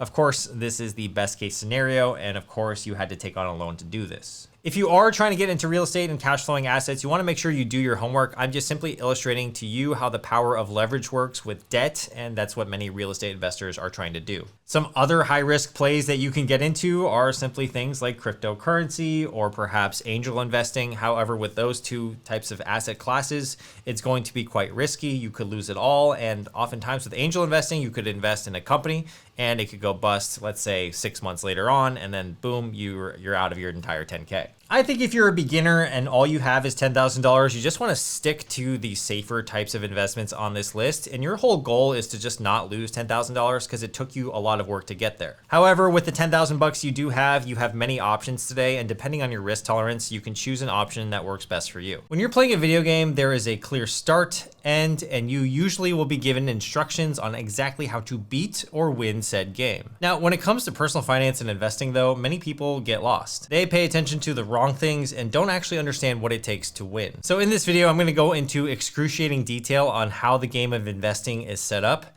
how to play it the right way so that you can win at it, and explain why most people are playing a game that they're guaranteed to lose. Then I'll give you the cheat codes that will help you level up faster than anyone else, so let's get into it. So first, all video games are constructed by game designers. Because of this, they have rules and bounds in which they must be played by. So for example, in World of Warcraft, one of my favorite role-playing games of all time, while the world is technically an open world and you can do whatever you like, in order to beat the game, you should probably level up your character, find the right equipment for said character, and ultimately beat the final boss with a group of other players. Now, in the process of leveling up though, there are going to be some zones and dungeons around the world that are just easier and more efficient for gaining experience. And whenever these role-playing games are released to the public, usually the hardcore gamers figure out the most efficient leveling routes and dungeons to do in order to accelerate their character's progress as quickly as possible. It's really not uncommon for gamers to just spam a certain map or area in order to level up as quickly as possible, even if it is boring. Well, the game of investing is no different, and the first cheat code that I want to share with you guys is that you should be exploiting the rules in your favor when it comes to investing. So what do I mean by that? Well, the World of Warcraft analogy here would be us spamming a certain dungeon because it gives the most experience at our level. In investing, we should be looking to push our edges as much as possible, and one way that we can do this is by operating within the rules that the government sets up for us to invest. So one account that comes to mind is the Roth IRA or the Roth 401k. These are types of accounts created not too long ago named after a Senator William Roth. They have only existed since 1997, so they've really only been around for 28 years, and what's crazy is how popular they have become in this short time. According to recent data from 2024, 66% of all IRA contributions are going to Roth accounts, and according to Fidelity's retirement analysis,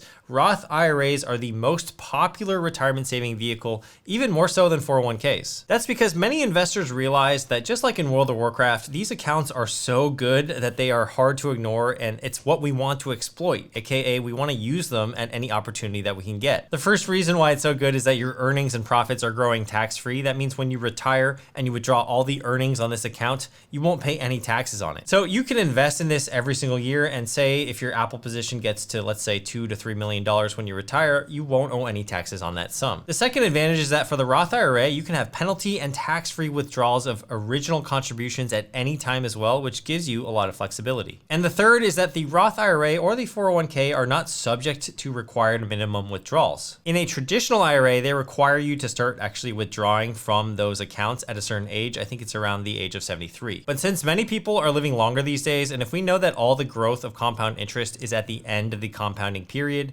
Having this advantage of not actually having to withdraw will be amazing and offer the maximum flexibility for us later on in life. Now, if you're under the age of 50, you can only contribute $7,000 a year into the Roth IRA, and if you're over the age of 50, you can contribute $8,000 a year as a catch-up mechanism. Also, remember that the Roth IRA contributions are subject to how much income you're making. For 2025, individual tax earners earning less than $150K per year and joint filers earning less than $236K per year can contribute the full amount to the Roth IRA. If you earn more than those numbers, you can always opt for something called the backdoor Roth IRA. That's something you can research yourself, but it's essentially a method where you contribute to a traditional IRA first, then you roll it over to a Roth anyway, and that's even if you are making that much more income than the income limits. So anytime the government or the rules of investing offer special benefits or tax advantages, it pays to understand them fully. These aren't loopholes or exploits in the negative sense. They're intentional features designed to encourage long-term investing. The most successful investors are simply the ones who learn all the rules of the game and then use them to their advantage. The second investing cheat code is deceptively simple yet remarkably powerful.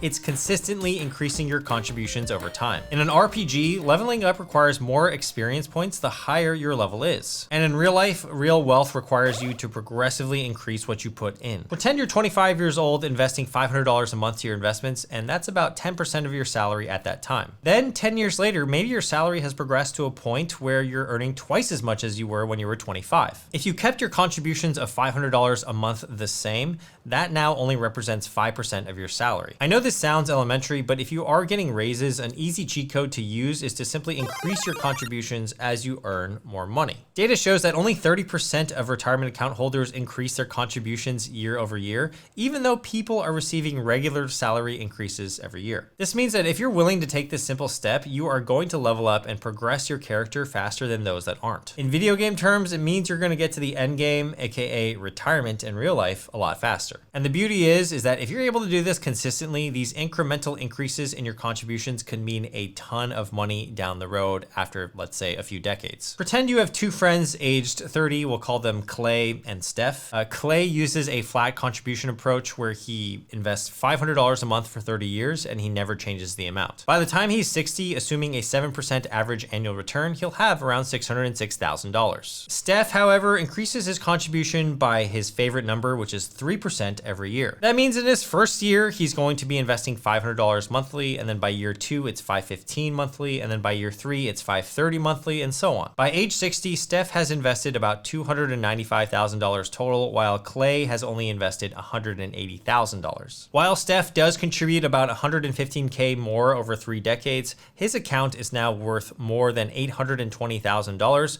or $214K more than Clay's. The beauty of this approach is that each annual increase feels minimal. You're only adding about $15 to $35 more each year, but the cumulative effect is very powerful. Most people will not do this, and even worse, most people don't even contribute consistently or monthly, almost guaranteeing the fact that they will lose the game later on. Cheat code 2.5 today is simply subscribing to my free newsletter called Hump Days. That's where we come out with free business and stock news twice per week on Wednesdays and Sundays. We have now over 70,000 happy subscribers, and I think if you like what we put out on this channel, you'll also enjoy the companion newsletter. The link will be down below, and yes, this was a subtle plug. All right, cheat code number 3 today is to take the shortcuts. What this means is that you should take advantage of crowdsourced player information and just not overcomplicate things. In adventure games, role-playing games, and even strategy games, there are usually experienced players who have written up full walkthroughs and guides on how to get to the end of the game in the fastest manner possible. So instead of randomly exploring the world or doing side quests, which in the investing world looks like individual stock picking or buying penny stocks, we're just going to go with the most straightforward strategy to get us to the end game and retirement as soon as possible. More than 90% of financial professionals fail to beat benchmark indexes over time, so if you are investing for the long term, it's just easier to grab an index fund and just invest that way. If you want more information on how to actually invest in index funds, I'm not going to cover that in this video, but I will leave a bunch of resources down in the description below for you guys if you're interested in getting started with index fund investing. The fourth cheat code to really level up your investing game that most people aren't doing is setting clear boundaries. In video game terms, this means not zoning into a dungeon for levels 55 to 60 if you're only level 10, or perhaps exploring a new advanced area where you're just going to get one-shotted by a random little goblin. With investing, you need to establish some clear boundaries based on your personal risk tolerance and preferences. The easiest way to figure out your risk tolerance if you don't know it already is to just take one of those investor questionnaires available on the internet. I will leave one linked down below. But the whole goal is to make sure that you know what your maximum volatility that you can handle is, and that way you're going to be making decisions for your investment portfolio that are in line with where you are at. And the biggest mistake an investor can make is literally zoning into a dungeon that is too high level for them. What this looks like is perhaps investing in call options expiring weekly or perhaps even daily, betting the farm on a small stock that they think is going to 100x because they saw some YouTube video, or perhaps maybe they heard a friend say that, oh, it's going to go to the moon. Instead of doing that, what we want to focus on is just accumulating gains and making sure that we don't lose money. That means if you're more risk averse, you're going to want to choose from a pool of more conservative investments. If you're active and risk on and you pay attention to the market every day, perhaps you buy a couple individual stocks, but it doesn't mean your whole portfolio is going to be in them. Investing in individual stocks will take more research and is more hands-on. However, you can get some really high upside in your portfolio if you are able to own some stocks that really do well. For example, I own Nvidia stock, Meta stock, and Robinhood stock, and all of these have performed like incredibly crazily in the past few years. It's unclear whether or not I'm just getting lucky because the time horizon is too short. However, so far it's been a really good thing for my portfolio. For some of my friends, they invest in real estate or perhaps alternative assets like cryptocurrency.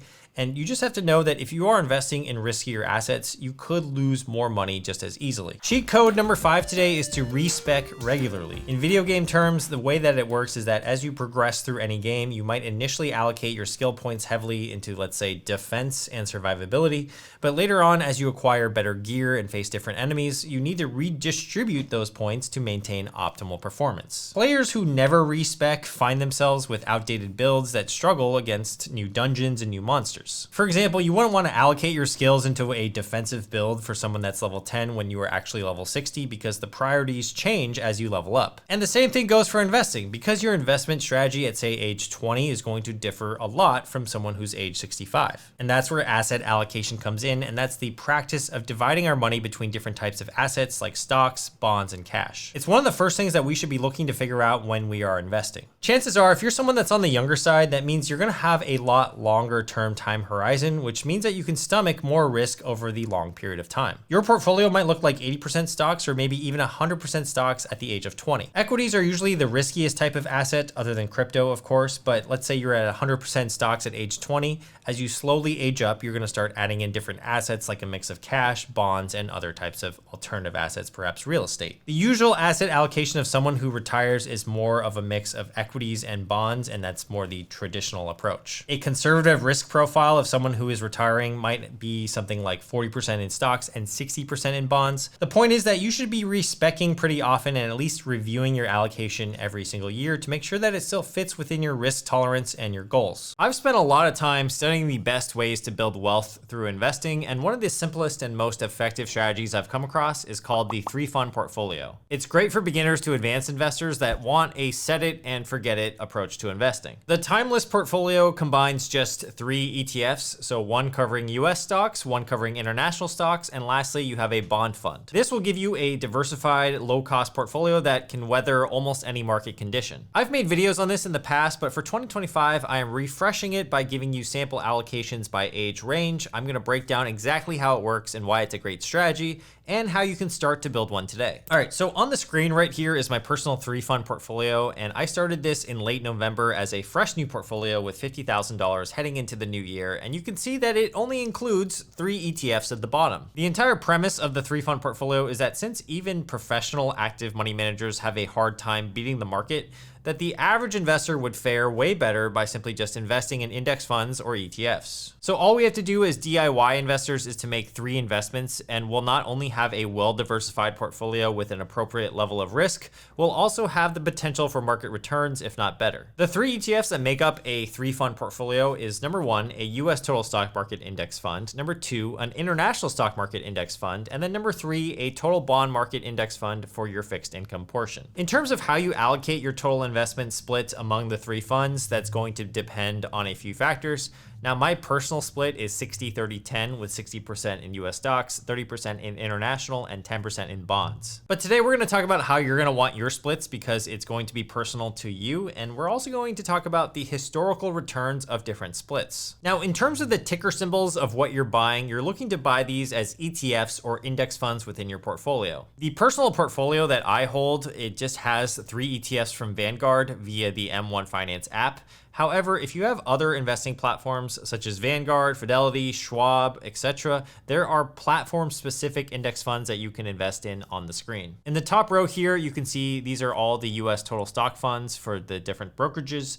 The middle row are the international funds, and the last row are the bond funds. And if you didn't already know, a ticker symbol is just like an airport code. You know how like JFK references John F. Kennedy Airport, or LHR is London Heathrow. Investments that you can buy on the market usually have their own codes, and these are called ticker symbols. Apple, for example, is ticker symbol AAPL, or Microsoft is MSFT. ETFs will usually have 3-letter ticker symbols, and then index funds are usually 5 letters long. Both index funds and ETFs are very similar, but in short, we want to be holding these because they track and invest in all of the companies in that particular index. So that way, all you have to do as an investor is buy that said ETF or index fund. Now, these 3 funds that make up a 3-fund portfolio will encompass over 22,000 worldwide securities, and the overlap is minimal, or in many cases, none at all. So that way, you're getting a lot of exposure to a lot of holdings in the stock and bond market, and this provides natural diversification and is one of the huge benefits of the 3-fund portfolio. Imagine one stock out of the 22,000 that you own with a 3-fund portfolio goes out of business.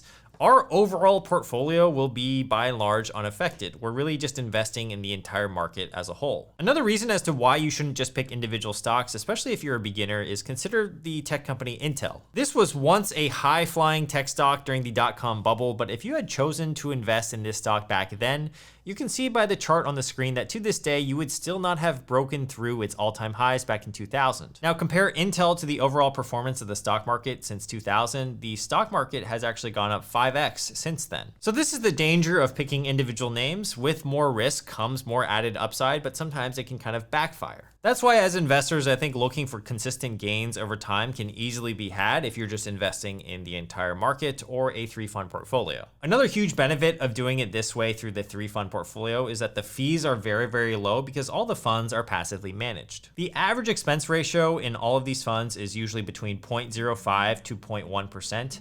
That means for every $10,000 you have invested, you'll pay about $5 to $10 in fees per year. These are super low benchmark rates for expense ratios. So by comparison, if you look at, let's say, an actively managed ETF like Cathie Wood's ARK Innovation ETF, that's super popular among the online community, but it has a 0.75% expense ratio, which in my opinion is just ridiculous. The fee itself will probably pay for the fund manager, but that just means it becomes that much harder to beat the market. Not only does Cathie Wood, the portfolio manager, have to beat the market, if you invest in her fund, you also have to overcome the 0.75% fee per year. The SEC has an investment bulletin that shows the effects of fees on your investment totals, and I always think that this chart is really compelling. The following shows an investment portfolio with a 4% annual return over 20 years when the investment either has an ongoing fee of 0.25, 0.5, or 1%. Notice how the fees affect the investment portfolio over 20 years. In 20 years, a difference of just 0.25% of a fee can reduce your gains by $10,000 over 20 years. If there's a difference of 0.75%, it could reduce your portfolio value by 30 grand. And that's on a starting balance of $100,000, so that's actually quite a lot. So if you can choose an ETF that allows you to invest for very little, you are going to get way ahead. All right, so let's say you're convinced then that the 3-fund portfolio is a good thing for your investing journey. The next step is to know what split, or what we call asset allocation, will look like depending on who you are. That means if we have the 100% of our cash to invest, how should we split up our slices of the pie in order to match what our preferences are? Well, the first step is knowing, because knowing is always half the battle.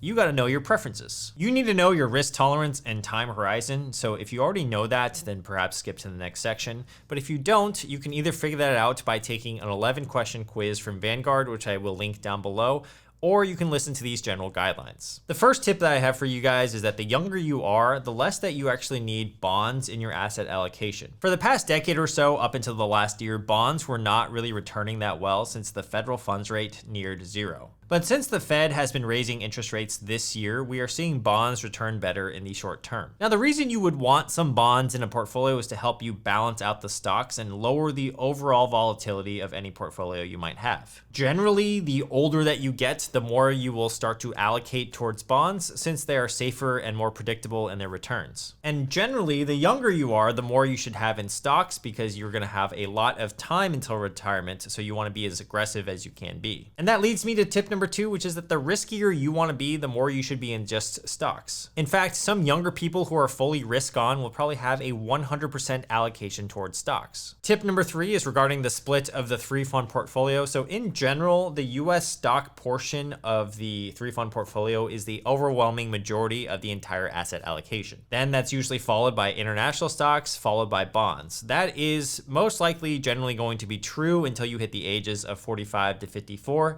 in which you may want to shift your allocation more towards bonds than stocks. So why do we prefer US stocks over international ones, you might be wondering? International stocks have underperformed the US for the past decade or so, but there are going to be runs of decades in which international stocks will outperform the United States. You can see here that depending on the time frame, international stocks outperform the S&P 500 index and vice versa. So if you're someone who thinks that we will revert to the mean eventually, having some exposure in your portfolio of international stocks can be a good thing. But since we don't know which markets, the US or international, will be more successful in terms of investment returns moving forward, having broad diversification is never a bad thing, and it may just come down to preference, but I personally am more bullish on the US stock market than anywhere else. So those are some tidbits to help you out, but depending on your age, here are some asset allocations of the 3-fund portfolio that you can go with. So for each of these asset allocations, I'm going to put the suggested age ranges on the screen here, kind of like those little toys that you get that suggest, hey, you should probably be older than 5 years old to play with this toy.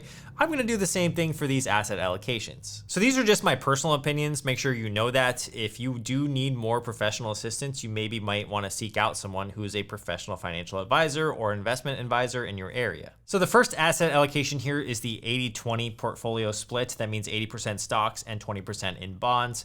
You would split up your equity position something along the lines of 64% would go into US stocks, 16% might go into international, and then the 20 is the bonds. This split is probably pretty good and aggressive for most ages, but the 20% of bond holdings makes it slightly less appealing if you're on the younger side, where you might want to be closer to 100% in equities. The next split, which is what I do, is the 90% stocks, 10% bonds. My current split is 60% US, 30% international, and then 10% in bonds. That's the exact portfolio setup that I have on my M1 Finance investing app. And you can see here on the screen how that would have performed in the past 5 years. You can feel free to pause the video if you'd like. The third asset allocation that I like is the 66-33 split. So that's 66% in stocks and 33% in bonds. This is a more balanced approach where perhaps you go with 33% in US stocks, 33% in international stocks, and then 33% in bonds. I would say this is for someone who has a moderate risk appetite and a good overall portfolio allocation for someone who might be in their mid-30s to 40s who also wants some fixed income. Lastly, you could go with the 40-60 split, so 40% in stocks and 60% in bonds. Perhaps you put 24% in US stocks, 16% of your pie would go into international stocks, and then 60% would be in bonds. This would be a 3-fund portfolio for someone who's on the older end, perhaps above the age of 45 or maybe even 50, and looking to de-risk a bit from the stock market. In terms of returns, here's how every single portfolio did by year. You can see that in the years that performed negatively, say 2022, the entire market was down 19.58%, but the 80-20 portfolio was down slightly less at 17.87%. The 66% stocks portfolio was down 16.43%, and finally the 40% stocks, 60% bonds portfolio was down 15.2%. So that means in down years, the 3-fund portfolio will be less volatile to the downside, but in the years where the market goes up, for example, this year, the total stock market is up around 27% year to date in 2024, the 80-20 split portfolio would have only performed plus 19.66%. So you can see that when the overall stock market performs really well, you will lose out on some gains because with the 3-fund portfolio, you are going to be naturally holding some percentage of bonds. This might not feel the best in the moment, but in negative years with the stock market, the portfolio will perform with less volatility and the bonds naturally will help your portfolio stay more stable. And this is something to note, so not every single year is going to be a positive one. This isn't an investing strategy that you want to just run for 1 or 2 years. This is an investing strategy that you're going to pursue for the long term. So think 10, 15, 20, 30 years plus. So here's a chart on stock market returns for the entire history of the S&P index. And you can see that on average, the stock market returns positively in 69% of years. The average return is 8.5%, but you will still have losing and declining years, and the average intra-year drop is about 14%. That means if you had $100,000 invested into the stock market, on average, there could be times when your balance goes down to $86,000, or in some years, it could be even worse. For example, in 2008, you could have been down to $51,000. So that's just something to keep in mind. You're gonna have to be okay with some of the trade-offs of this portfolio composition if you are holding it for the long term. The 3-fund portfolio is really perfect for those that just want to passively invest, put their investing life on autopilot, and just focus on everything else going on in their life. Now, inevitably, if you have this portfolio for a long time, you may get to a point where your asset allocation gets a little bit out of balance from your original targets. Let's say you have a 3-fund portfolio with $10,000, and initially you set out to have an asset allocation of an even split, so 33, 33, 33 in US stocks, international stocks, and bonds. So that means you have $3,333 in each of these funds, but let's just pretend that over time the US stock market starts to outperform. You might get to a point where your portfolio looks like this: $5,000 in US stocks, $3,500 in international stocks, and $3,500 in bonds. Well, now your stocks are worth 41.67% of your portfolio, and the other 2 funds are worth 29% each. What you want to do in this situation is rebalance your portfolio. So what you could do is you could either sell off the position with the gain, so in this case, the US stocks. You would then rotate those gains to the international and bond market funds to balance it out again, but that would usually land you a capital gain tax hit. So instead, I think a better idea is to just dynamically rebalance your portfolio.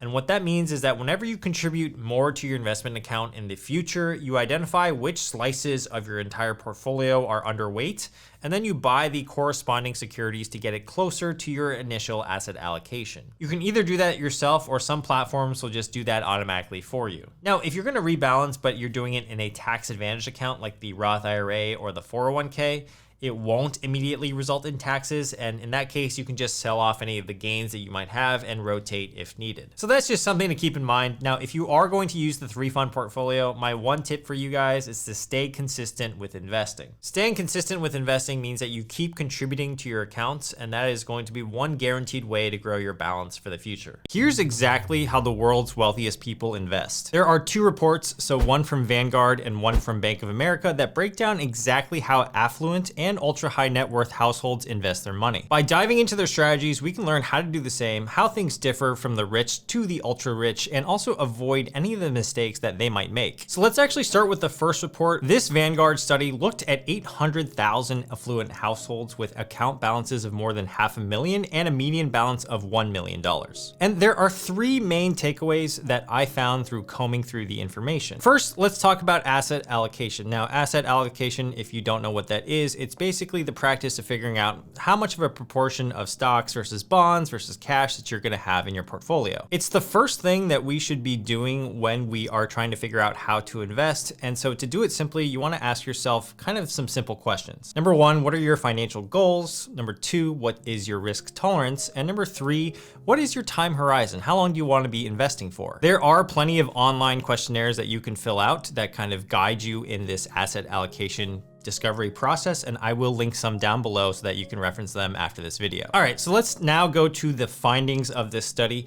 The study found that the average allocation to stocks, bonds, and cash was 64% in stocks, aka equities, 23% in bonds, and 13% in cash. Basically, all of these affluent households have a long-term risk-taking strategy where they're trying to invest more in equities to grow their wealth. Now, this particular chart right here is skewed more towards the older folks, as it does state that younger investors held about 90% of their portfolio in stocks. You can now see by this chart that the median equity allocation of anyone less than 45 years old was 84%, and that does decline to around 60% by the time they are ready to retire. So that's the first takeaway of asset allocation. It seems like the wealthy seem to still be skewed more towards equities, and then as they get older, they kind of de-risk a bit and try to go into more fixed income. The second most important finding of this report was actually that affluent investors favor, quote, a mix of active and passive portfolios, with 75% of households holding a combination of both, and on average, those households have 43% of their portfolios allocated to active strategies. Now, this was pretty fascinating to me because usually on this channel, we don't talk about active managers or basically active mutual funds as an actual investment because most of them don't outperform the market. There's actually even been a new report saying that 80% of active fund managers are falling behind the index, according to the New York Times,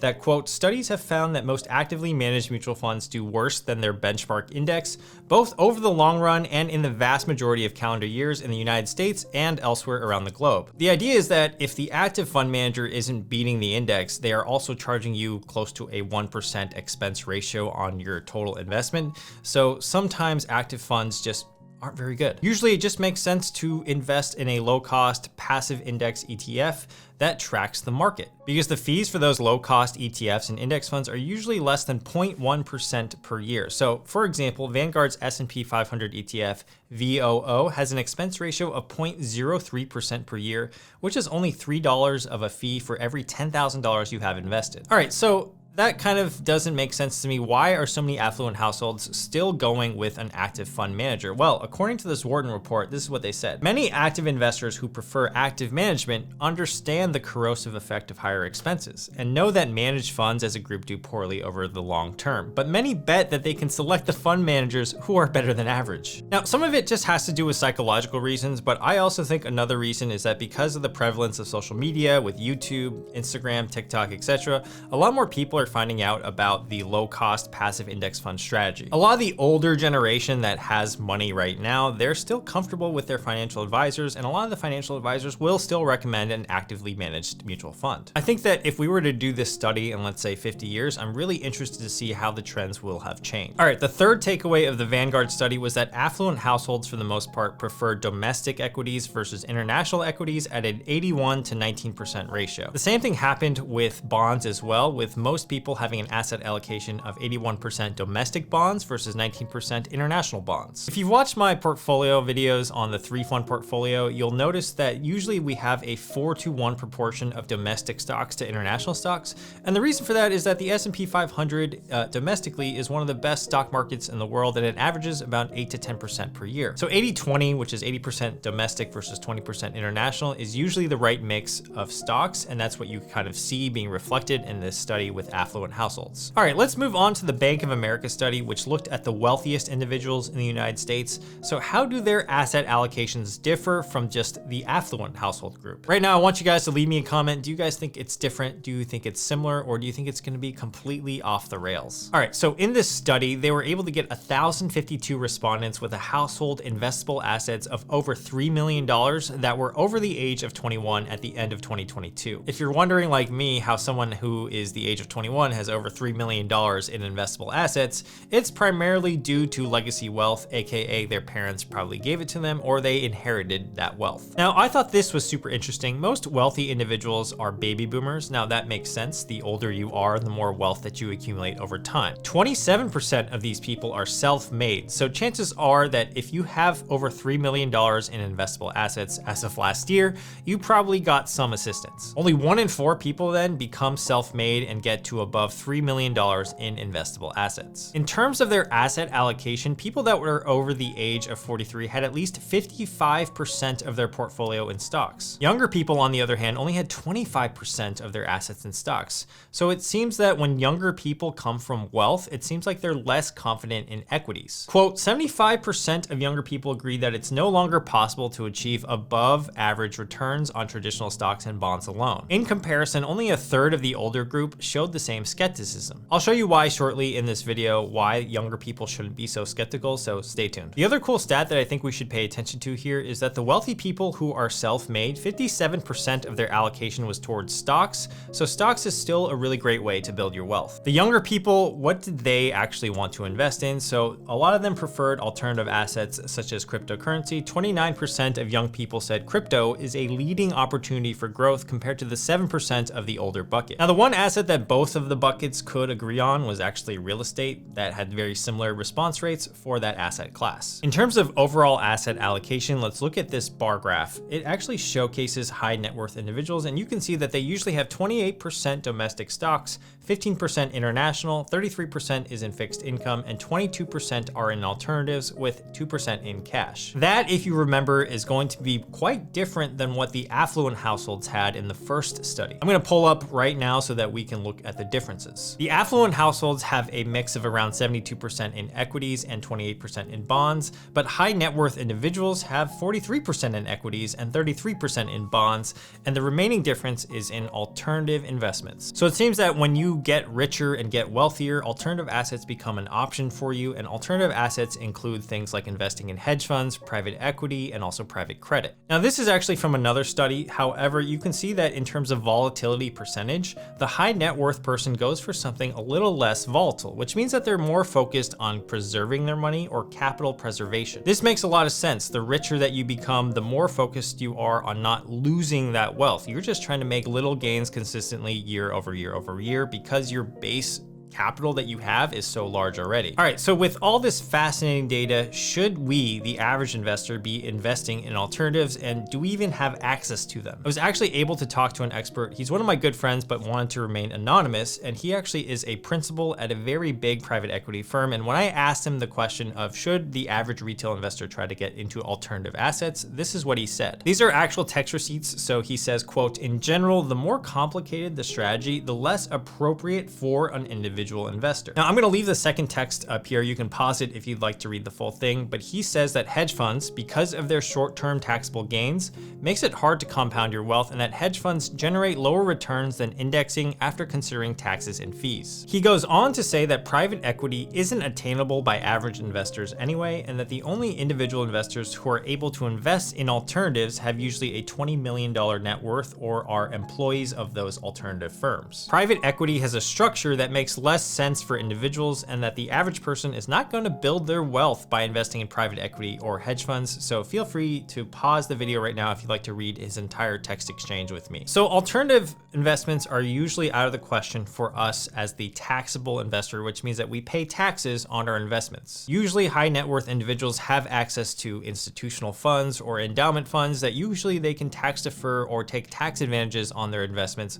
for quite some time, and it really would start to make sense with these alternative investments. So the real question is then, how, as the average individual investor, how do we become wealthy so that we can maybe get access to these in the future? It starts by building income through your own job or other businesses, and then basically increasing your asset exposure. You want to acquire assets like equities, real estate, other businesses, or you might even want to push for more equity in the company that you work for by asking for more responsibility and gaining promotions. The idea is that you want to be building your wealth in a way where your time is not tied to exactly how much you make. So you want to basically break this relationship between your time and the money that you make. Once you have that wealth, or if you're on your way to building that wealth, one method in which you can preserve and grow your wealth is through equities. In this infamous blog post by Of Dollars and Data, which is a great financial blog, by the way, I'll link it down below as well, he gives a strong argument as to why the retail investor should, as the title of the blog suggests, just keep buying. His main point is that, quote, "Rather than worry about whether now is the right time to buy,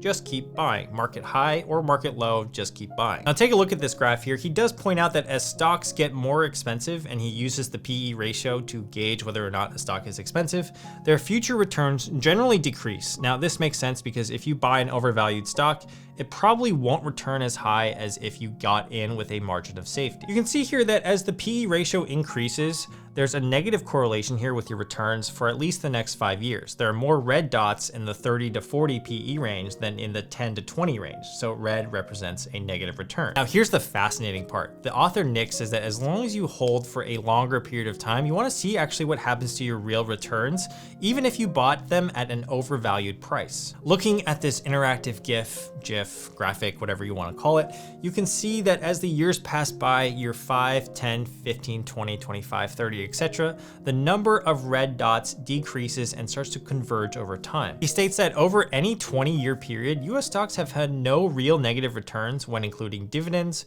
and over a 30-year period, the returns have generally converged despite some dispersion. That basically is telling us to accumulate our wealth in a very aggressive manner. We should keep buying no matter the price and no matter the time. He uses an excellent example in his blog post. He actually says, why don't you search for the term stock market overvalued 2012 in Google and see what pops up. Many articles actually do pop up detailing what investors believed at the time, which was the market was overpriced by 50% in some cases. But now look at this graph of the S&P 500 as of this year. In 2012, it was trading at the 1400-ish levels. If you had believed it was overpriced back in 2012, you would have missed out on some serious gains for the past 10 years. I mean, the S&P 500 these days is close to 3 times what the overpriced values were back in 2012. My main takeaway here is that there are so many different ways to build wealth. If your goal is between $1 and $5 million of investable assets, it's very possible for you to get there just by increasing your income, decreasing your expenses, and investing consistently and regularly over a long period of time. If you want to reach the 10 to 20 million asset mark, your time basically can't be directly correlated with how much you make. You need to build something with equity or something of value in order to get a bigger payoff so that you can get into that 10 million echelon and up. I myself have been thinking of different ways that I could probably do that one day, and I'm really still not too sure of how to do that, but as I find out more, I will make some more videos about that journey. We're gonna discuss how interest rates affect your investments, how you can invest during a higher interest rate period, as well as I'm gonna share with you guys what I'm personally doing. So let's start with actually an overview of interest rates. Now, when I say interest rates, in the United States, we're generally referring to what's called the federal funds rate. So this rate is determined by our central bank committee. Right now, they meet 8 times a year, and their goal is basically to ensure that the United States monetary supply doesn't grow too quickly, causing inflation, but it doesn't shrink too quickly either. And one of the tools that central banks have to control monetary supply is to increase interest rates or borrowing rates. And because inflation has been so rampant this year,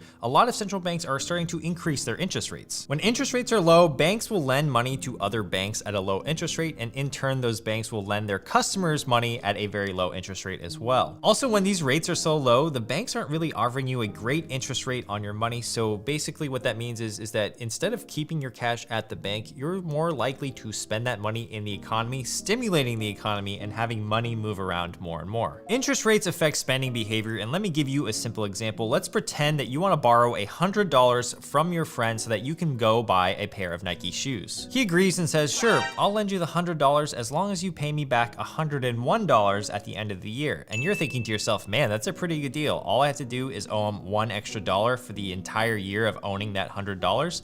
That's only 1%, that's pretty good. So you borrow that $100 from your friend, you pay him back the extra $1 that he requests, and you go on your way. That $1 is pretty negligible. But now let's pretend the situation completely shifts on its head. Let's pretend that your friend wants $20 back at the end of a year, effectively making the interest rate 20%. Now all of a sudden you're rethinking your choice. Do you really wanna buy those Nikes if you know that you have to owe your friend $120, an extra $20 at the end of a year? So when the interest rate was low, 1%, you had no problem borrowing and spending that money. But when the interest rate became 20%, all of a sudden you were like, oh my God, I don't think I want to buy these shoes. And that's exactly how spending behavior happens in our economy and exactly what's going on right now. All right, so back to the interest rate graph, you can see that the federal funds rate has varied widely over the years. It was set to as high as 20% in the 1980s in response to inflation. During the Great Recession of 2007 to 2009, rates were slashed to 0% to 0.25% in an attempt to encourage growth. Now, the 2010s were largely characterized by this low interest rate environment, and subsequently one of the biggest bull runs in the market happened to take place. But now things are changing. The federal funds rate currently sits at between 3.75 to 4%. Their 2023 target, the Federal Reserve has said, is between 5 to 6%. Now, when these interest rate changes happen, that actually affects the way that companies perform in the market. It changes the bond market, it'll change mortgage rates, which will in turn affect the housing market, and it even affects your car loan rate. So what are some of the better investments to make in a growing interest rate environment? While past performance is not indicative of what's going to happen in the future, we can still look to the past to see what has happened in the past when interest rates are high. Rising rates are typically not great for growth stocks because growth stocks tend to borrow a lot of money and the cost to borrow just went up. Many years ago, I discovered that since a lot of growth stocks are unprofitable, they highly leverage borrowing and debt. As interest rates rise and the cost to borrow increases, they're not able to take on more cash as quickly, and that's going to affect their future valuation and in turn also affects their future cash flows, which may negatively impact their stock price. Now, certain industries will do better in a rising rate environment, and those industries include consumer staples as well as financial stocks. They tend to do well, or any other stocks that don't rely on economic growth tend to do well as well. Now, in fact, we can already see this happening in our stock market right now. For example, one of my friends, Larry Chung here on YouTube, has actually done some analysis on what has happened so far this year, and I'm going to share with you what he found. He noticed that 3 of the top 10 stocks in the S&P 500 are currently healthcare related or energy related. And today that index is heavily more weighted into energy, healthcare, financials, and staples, but last year was a very different story. Last year, if you remember, the S&P 500, 25% of it was made of tech stocks. Now, don't get me wrong, tech stocks still kind of dominate the top 10 of the S&P 500, but Meta, for example, has dropped down to the 20s region. In other words, according to Larry, the S&P 500 has recalibrated to the high inflation environment and is a lot stronger now that the companies that are heavily impacted by high inflation are now loosening its grip on the index's move. So one method to invest is to dollar cost average into a value ETF or value stocks that should benefit from this higher interest rate environment. For example, Vanguard's value ETF VTV, which is mostly comprised of healthcare, financials, consumer staples, and industrial stocks. Now, I do want to point out, while growth stocks might suffer, it doesn't mean the entire stock market is going to suffer as interest rates rise. In fact, there's really not a guideline on when interest rates are high, the stock market does bad, or when interest rates are low, the stock market does good. Even in periods of higher rates, the market has continued to trend upwards since the 1950s. So according to the Dow Jones Market Data Center,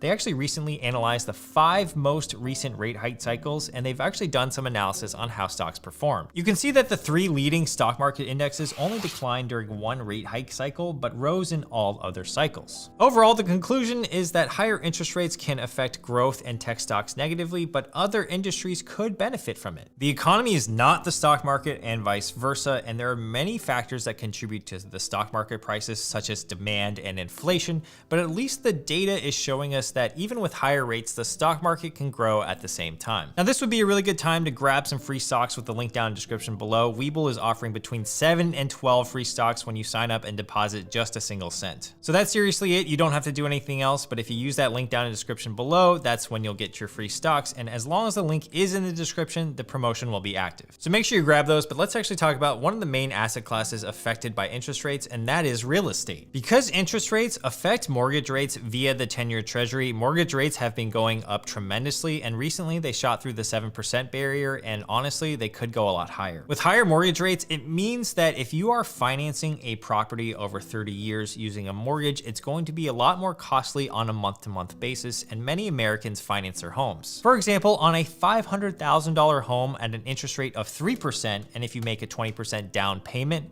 the monthly payment would have been $1,686 per month on a 30-year fixed mortgage. Nowadays, with mortgage rates closer to 7.5%, that same monthly payment will only buy you a home that's worth $301,000. That's a 40% difference. So what does this all mean? It means that demand for housing should come down because as interest rates rise, more people can't afford homes. And if more people can't afford homes, then the demand of them is going to fall. If you are someone who's in a good position with some cash on hand, what you could do is wait for prices to come down, swoop in on a property, and then just refinance later when the rates come back down. However, if you are expecting rates to continue from here and stay elevated, then you might want to wait just a little bit longer. And me personally, I think rates are going to continue to climb for the next 6 to 9 months. Now, when it comes to bonds, when interest rates rise, new bonds get issued with a higher yield than before. That means if you're an investor holding a bond, your interest payments will be larger. In order order for an older bond with a lower coupon rate or yield to be attractive to investors, the price of that bond needs to come down as interest rates go up. Longer-term bonds, such as the 10-year US Treasury, are less affected than short-term bonds by the Fed's actions. Short-term bonds like the 3-month Treasury might be worth looking into right now, as it's currently yielding 4.1%-ish, while the 10-year Treasury is only yielding 4.09%. Fixed income assets like bonds are really good for conservative or older investors because they basically balance out your portfolio risk. Another good investment that you can make when interest rates are starting to rise is to actually pay down debt, especially credit card rate debt, which is tied to the interest rate. Now, this is especially true if you have at least $5,000 of credit card debt. If you're watching this video, now might be a really good time to start prioritizing that over anything else. Credit card rates are getting higher and higher, and as of this past month, the average credit card APR in the entire United States is 18% according to Bankrate. Now, if you pay off debt that is set at an 18% rate, that is basically like getting an 18% guaranteed return in the market because your dollar is getting a lot of value for paying that debt off. It's one of the best things that you can do with your money if you have debt is to get that guaranteed 18%. And by the way, that 18% is after tax. So if you were to try to beat that 18% pre-tax, it's even harder. Now, for those of you that have a lot of cash sitting around, you've probably noticed that in the past few years, saving accounts haven't been paying that much interest for keeping your cash at the bank. In fact, I think the national average is something around 0.17%, which means that it's not really incentivizing you to keep your cash in the bank account and rather incentivizing you to spend it. That is changing now though, because one of the biggest benefits of interest rates rising is that actually saving is becoming more viable, as some cash accounts and some high yield cash savings accounts are starting to offer a decent interest rate. So that means if you're a saver, you can finally get something for your money rather than the measly 0.1 or 0.2% that banks typically offered in the past few years. For example, some places like Wealthfront and other high yield savings account places have increased their cash APY to 3 to 3.3%. Banks will earn more money as interest rates go up, and part of some of their strategies is to actually pass some of those savings along to you in the hopes that you try out their other products. So this is what you see happening right now, and other banks offering high yield savings accounts include SoFi, Marcus by Goldman Sachs, as well as Ally Bank. Just make sure you choose an account that has FDIC insurance, as well as an account that doesn't charge you for moving money. These high yield savings accounts are pretty good if you just have an emergency fund that you're putting in cash and you'd rather earn some money on it than nothing. So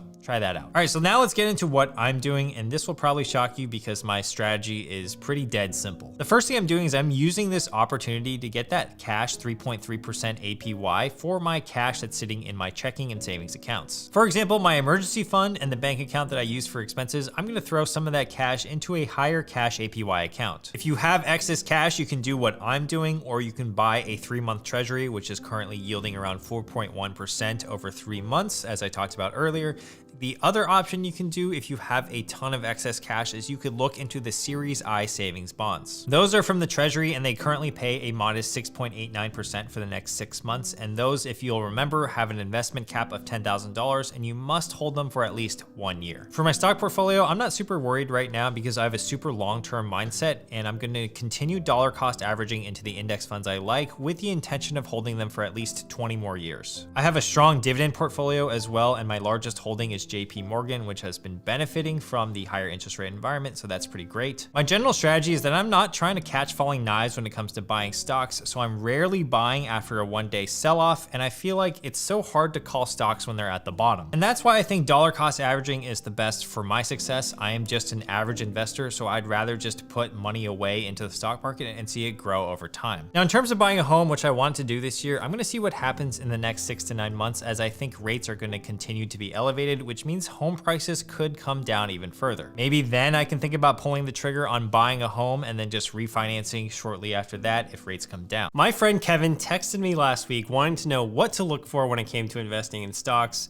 to which I thoughtlessly replied and sent him to a stock screener website where he could look up the vital stats of any company. He replied, "Dude, there's 72 metrics on the screen alone. This is overwhelming." And I realized that he was right. When you're looking up stocks online, you're inundated with too much information. So I messaged him, "Don't worry, I got you, man." And so this video is the result of that conversation, and this is the video that I wish I had before I started investing. When it comes to evaluating stocks, there's a 6-step checklist that I like to go through with every single stock before I even think about about investing money into it. And I think that when you're a beginner, you really want to go through this checklist because it's going to give you the highest likelihood of choosing a stock that returns you money in the long run. As long-term investors, we want to be investing in companies with proven track records. So the best strategies for a beginner is as follows. First, if you're new to investing, you want to stick to businesses that you know and that you use on a regular basis. According to Warren Buffett, never invest in a business that you don't understand. In a world with thousands of stocks to choose from, you're more likely going to be interested in a stock that you intimately understand and a product that you use from that company. So an example that I like to think about is Apple. At least almost everyone has at least one Apple device in their home. So if you choose to invest in the company of Apple, you're more likely to research that company because you at least understand a little bit about it. Second, once you've selected a company, you want to make sure that the economics of that company are pretty solid. Buffett's favorite example is to ask people, how would you go about buying a farm? You're probably going to look at how many acres that farm is, what kind of crops that you can grow on it, what the expected revenue per acre of production is, as well as you're going to look into the costs of what it costs to run that farm and the resulting stream of free cash flow to you. When you're buying a farm, you're buying a piece of that business, and that's what really matters when it comes to investing in stocks. You want to buy solid companies with good business models. I want you guys to take a look at this clip of Warren Buffett being interviewed and talking about how he invests in businesses because it's going to give us a lot of context for how our mindset should be when it comes to investing. How closely do you follow the company? You know, people are concerned they haven't really introduced any new products. Well, if you have to closely follow a company, you shouldn't own it. Really? No. If you buy a business, if you buy a farm, do you go up and look, every couple of weeks to see how far the corn is up, and do you worry too much about whether somebody says this is going to be a year of low prices because exports are being affected or anything like that?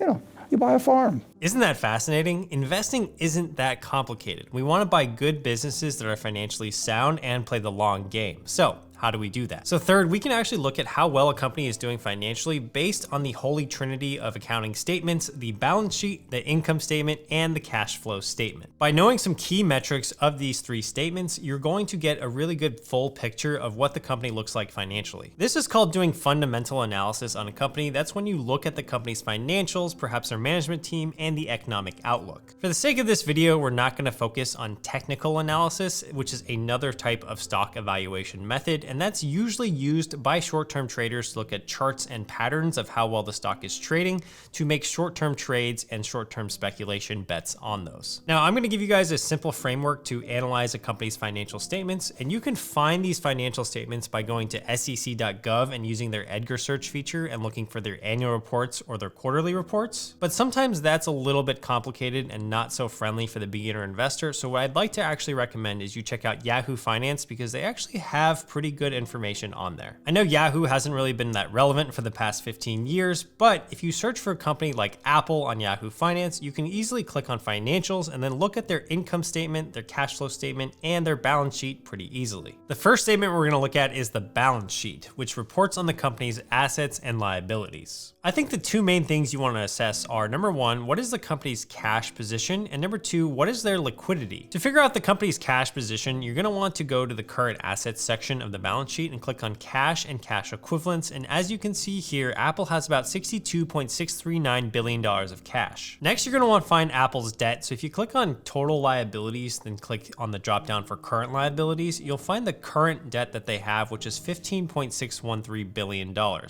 You'll also see under long-term debt, under non-current liabilities, that they have $109 billion in long-term debt. Since Apple has $62 billion worth of cash, but only $15 billion worth of current debt, that means they have enough cash to cover their debt for the next 12 months. Their long-term debt also doesn't seem to be an issue as they have more than enough assets to offset their long-term liabilities. In terms of number two, their liquidity, we're going to want to find the current ratio, which is basically current assets divided by current liabilities. What we want to see here is a ratio above 1. That means for every dollar that the company owes in the short term, they at least have $1 of current assets to pay for it. So in the case of Apple, it's actually 1.07, which is a good sign. All right, so we're going to look at the income statement to see how the company did in the previous quarter and also the trailing 12 months. This is the document that's going to tell you how much that company made in total revenue. In the quarter ending 6/30, you'll see that Apple made $82.95 billion in revenue, and after all the costs, their net income was $19.442 billion. This shows you that their net profit margin is around 23% if you just take take $19 billion divided by $83 billion. So a net profit of over 20% is generally considered pretty good, and anything over 10% is still considered okay. What you'll notice is that with healthy, stable companies like Apple, they're gonna have a net profit margin of around 20% or even more, but there are some newer companies out there, for example, Lucid Motors, the electrical vehicle company, that has no profits whatsoever and might actually be losing money. And in those cases, those companies are going to be a lot harder to value and a lot harder to figure out how their financials are doing. And you might be wondering to yourself, why would someone invest in a company that is actively losing money? Well, here's the answer. Many investors are speculating that growth companies that are losing money right now will turn profitable in the future, and when they do, that will actually yield them a higher return. A famous example of a company that lost money for a very long time was Amazon. So in 1999, they had revenues of $1.6 billion, but they still managed to lose $719 million that year. They were also mocked a lot in the media. Famously, there's an article from NASDAQ in 2003, which is titled, "Will Amazon Ever Make Money?" So while you can invest in growth stocks that aren't profitable just yet, those are going to be more speculative, and not every one of them is going to turn out like Amazon. When choosing stocks as a beginner, it's going to be tempting to choose some of those speculative stocks, but if you want a more stable and less bumpy ride, you're going to want to stick to the more stable and profitable companies. The last statement we want to take a look at is the cash flow statement, and this cash flow statement basically details how much money is coming into the company versus how much money is flowing out of the company. Ideally, you want your free cash flow to be growing year over year, and in the case of Apple, that seems to be the case. However, not all companies are going to be growing their cash flow this consistently over time. Free cash flow is a pretty good metric for showing the overall potential of a company, and it has three main use cases. The first is to pay down debt, because the more cash flow that you generate, the more debt that you can pay off. The second is for dividends, and the third is for share buybacks. Strong free cash flows are a good sign of the company's long-term prospects, and it actually might have shown you that the company has been outperforming the market over time. Okay, so fourth, after you have a good handle on the basic financials of the three statements, what you can do is look at other metrics, and some of the other metrics that I like to look at when doing my rough pass with stocks is going to be the price to earnings ratio, and in the event that that's not available, you can look at the price to sales ratio. So the price to earnings ratio is a metric that many investors will use to gauge the current valuation of a stock, and it's represented as the current price of the share of that stock divided by the earnings per share. You can just look up the PE ratio on a stock screener like finviz.com or even Yahoo Finance, and basically what it's telling you is we're figuring out how much we're paying for a given company's earnings. For example, if a company's PE ratio is 20, that means investors are paying $20 for every $1 of that company's earnings. In general, a high PE ratio suggests that investors are pricing in a lot of growth for the future for that company, versus a lower PE can suggest that the company might be undervalued. But the real way to tell if the PE ratio is good or not, or whether you should invest in a company based on the PE ratio, is to compare that company's PE ratio against all the other companies in that industry. So companies in the technology sector typically will have an elevated PE ratio compared to companies in the consumer staple industry. So it's important that you compare apples to apples. So not literally just like the company Apple, but literally apples to apples. You want to keep all the comparisons very similar. Investors such as yourself might find that a stock trades for a good price if the PE ratio is undervalued compared to the industry average, or perhaps compared to the company itself historically. If the company isn't profitable, then what you're going to have to use instead is the price to sales ratio, and what you'll often notice is that many growth companies will use the price to sales ratio as a benchmark. This is really quite similar to a company's PE ratio, but it's the current price of a company's share divided by the company's sales per share. So if the price to sales ratio is lower than a company that is actually profitable in the same industry, that actually might be an attractive investment, and so people might buy it thinking it's undervalued compared to the actual companies that are profitable. Now, obviously, all these metrics need to be taken with context, so don't just stare at one metric and take that in isolation, because that might get you into trouble. Fifth on our checklist, we want to look at the company's management team as well as their leadership. You can find out a lot about the management by reading transcripts of companies' earnings calls, financials and annual reports, and you can also research a company's board of directors, check out the executive LinkedIn profiles,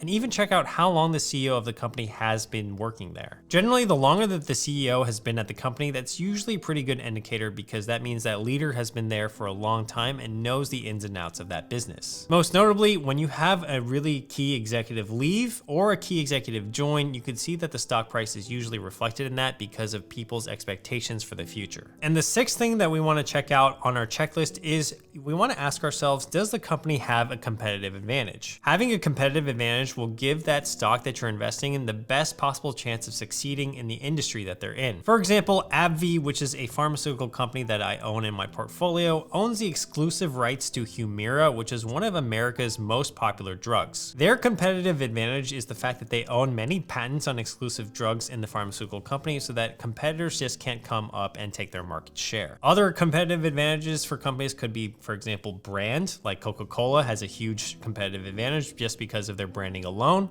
Or you could also have things like their business model or their ability to innovate. And someone that comes to mind when I'm thinking about innovation is someone like Elon Musk, who's the head of Tesla. All right, now, if you are a beginner investor, one of the best things that you can do for your own portfolio is going to be diversify your investment across many different stocks, because the last thing you want to do is go all in on one stock, have that stock go bankrupt, and you lose all your money. By diversifying and picking a selection of stocks, what you're doing is basically saying like, okay, even if one stock completely goes under, at least I have 19 or 20 or maybe even 50 other stocks to keep my portfolio afloat. Now, if you're seeking maximum diversification, what you can do is just invest into a market index fund. By buying that one fund, you're spreading your investment across many different companies that the index fund owns. Index fund investing is one of the strategies that Warren Buffett recommends for almost any investor, as it outperforms professional fund managers most of the time. If you want to get rich from investing, index fund investing is one of the best investments you can make because they are super easy to manage and also super well diversified. If you aren't investing, you are literally costing yourselves thousands, if not tens of thousands of dollars throughout your life. In fact, Charles Schwab did a study of two hypothetical people where they gave them both $2,000 a year for 20 years. One person did not invest at all and left it in cash, whereas the other person invested literally at the worst time every single year. By the end of 20 years, the person with the worst timing imaginable had a sum of $121,171, while the person who stayed in cash had $44,438 to show for it, which is a difference of almost 3x. It pays to invest, and I want to show you guys why index fund investing can make you rich and why it's one of my most absolute favorite strategies ever, especially for beginners. Famous investors like Warren Buffett and personal finance guru Ramit Sethi of the Netflix show actually call it their #1 best way to invest and build wealth. Now, setting up this investment method will probably take you around 20 minutes, plus the duration that you need to watch this video, which is probably gonna be around 15 minutes. So for less than an hour of your time, under an hour easily, you're gonna be able to learn how to invest passively for the rest of your life. Maybe one day it buys you a fancy new car or perhaps a vacation to Paris. And if you do go to Paris, please invite me. I'm always afraid to go by myself because everyone there is super rude to Americans that don't speak the language. So if you could invite me, that'd be great. All right, so let's get into what index fund investing actually is. Now, it's actually a really good strategy for beginners, intermediate, and also advanced investors alike. Warren Buffett, in fact, has recommended it to the overwhelming majority of investors because of its simplicity. Now, investing in index funds is as simple as the following. You're going to move some money from your bank account to whatever investment account you have, and then you're going to purchase index funds. I'm gonna throw up a list of brokerages that you can look into no matter what country you're from. I've tried to cover as many countries as I can. I will say I'm a little unfamiliar with the international countries, but in the United States, I like Fidelity or Vanguard for a brokerage. An index fund is a type of financial holding that by buying that one fund, you get access to everything that it invests in. Think of it like a basket of stocks. A typical index fund will contain hundreds or even thousands of stocks, and its goal is to track an entire index. An index, for example, is like the S&P 500. It tracks the top 500 companies in the United States, or something like the NASDAQ, which you might have heard of. So an index fund would automatically track and invest everything that's in that index, making it a very simple investment. Let me give you guys a video game example. So I love video games, and back on the original Nintendos and Super Nintendos, you could buy these game cartridges, which would essentially have multiple games in one. So they often had titles like the best 100 video games, and by sliding that cartridge into your Nintendo, you could have access to all those games. An index fund is like buying the cartridge. You only bought the cartridge, which is the index fund, but you got access to all of the games in it for just one price. So if we pull up the the S&P 500 index here, we can see that these are all the holdings within the S&P 500. We have Apple, Microsoft, Amazon, Nvidia. I'm sure you've heard of all of these. Apple has a market weighting of 6.88%. That means of the S&P 500, Apple is worth 6.88% of weight in the total S&P 500. As we start to scroll down this list all the way to the bottom, let's actually go down to the 400s or maybe the 300s here. We're gonna start to not really recognize any of the companies that are down here. For example, Huntington Ingalls Industries. I've never heard of this company in my life, never heard of it, but it's within the S&P 500 because it's one of the biggest 500 companies in the US. The idea here is that by investing in the S&P 500 index fund, your money gets split proportionally among all the companies in the top 500. So I would actually get to own some of Huntington Ingalls Industries if I did buy an S&P 500 index fund. The main advantage here is that you get diversification. Now, the concept behind diversification is rather simple. The idea here is that, let's say you're investing in a bunch of different companies. If one company goes bankrupt, you're totally okay and your portfolio is okay because you have so many other companies supporting your portfolio. Because if we think about the polar opposite strategy here, which is to go all in on one stock, if that stock goes bankrupt, then boom, all of our investment money is gone. Also, choosing one stock is usually not a really good strategy. So let me give you guys an example here. Consider the tech company Intel. They were once an amazing stock back in the dot-com days, but if you had chosen this stock back then, you can see by the chart that to this day, you would still not have broken through its all-time highs back in 2000. Compare that to the overall performance of the stock market since 2000, which has at least 4x'd since then. This is the danger of picking individual names when you know nothing about individual stocks. And so sure, there is more reward involved, but there is also a ton of risk. And that's a strategy that we don't want to do as a beginner. Another advantage of owning an index fund is that it is a passive investing strategy that usually outperforms active managers over time. So the key distinction here of index funds versus mutual funds is that usually index funds are passively managed and mutual funds have something called an active fund manager. The fund manager within that fund is trying to pick and choose individual stocks to try to outperform the market. But as a result, because the mutual funds have this type of manager, it's going to be a lot more expensive to own. If you think about it, money managers are quite expensive. They need to pay for things like their own lives, their car, their family, food to feed their kids, etc. So what typically happens is that you start to pay higher fees to try to actively beat the market with a mutual fund manager, but oftentimes that doesn't actually happen. According to a Vanguard study, when choosing active management, quote, the costs of investing make outperforming the market significantly more difficult than the gross return distribution would simply imply. That just means in layman terms that if you're trying to beat the market, you're probably better off not trying to pay a fund manager at the same time as well. And that's going to be one of the biggest advantages of the index fund is that they have super low management fees. The average expense ratio or yearly fee of an index fund is around 0.06% on average. So that means $6 of a fee for every $10,000 you have invested. That's a pretty negligible fee that won't eat into your returns. Now compare that to the average mutual fund expense ratio, and it's actually 0.68% or around 11 times higher than that of an index fund. These particular fees will eat into your return over time, and that's why as a beginner investor, you want to just pick a simple investing strategy with the lowest fees possible. Now, it is important to note with index fund investing is that the shorter time period that you actually have, the less the fees actually matter. According to Vanguard, quote, a 50 basis point or 0.5 difference in fees may not greatly affect performance over the course of a single year. However, the same fee differential compounded over longer periods can make a significant difference in the two funds. So with that all being said, what type of index funds should you choose in your portfolio? We're going to talk about that after you click the subscribe button on this channel. If you like personal finance and investing content, I come out with it all the time.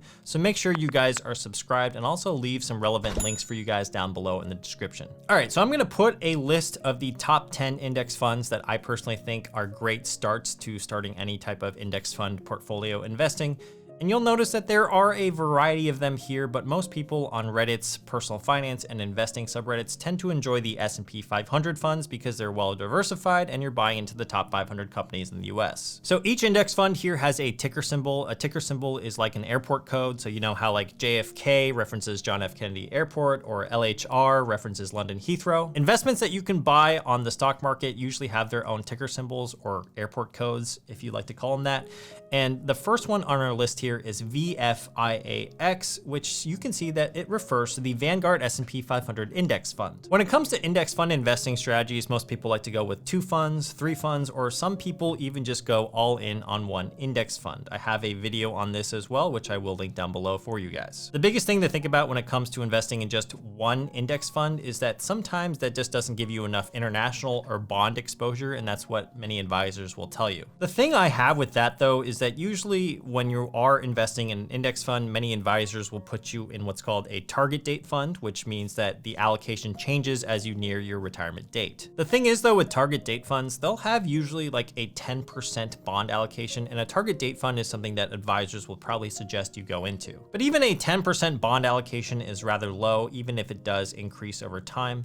And the other thing is with advisors is that they'll sometimes push you to international stocks, but international stocks don't always perform. I mean, if we look at the past 10 years of international stocks, they've greatly underperformed US stocks. We don't know if those returns will continue in the future. They could definitely change. So that's the thing is with investing is that you don't know what's gonna happen in the future. I don't know what's gonna happen in the future. Nobody really knows. So just pick a strategy that you are okay with and comfortable with. And the idea here is that if the strategy allows you to consistently invest over the long term, that's more important. Now, personally, what I like to do is I like to invest in just one index fund, which is the S&P 500 index fund, VFIAX. The main reason that I like investing in index funds is that they are dead simple. They're as close to a set it and forget it type of strategy that you can ever come up with, and they're super well diversified. So even if you just buy one fund, you're already super well diversified, more than the average person. Now, for me, I used to be a financial advisor, but it doesn't mean that I was a good stock picker or a good stock trader. In fact, I am far from that. Since most people can't beat the market through picking individual stocks, and even Warren Buffett says that most people shouldn't be picking individual stocks and instead should be investing in index funds, I just do what Daddy Warren tells me to do, which is invest in index funds. It's easier, it's definitely less stressful, you're not really thinking about the market on a day-to-day basis, which is basically how it should be. You don't want to be checking the market all the time and going through these emotional ups and downs while you're shopping or trying to play golf.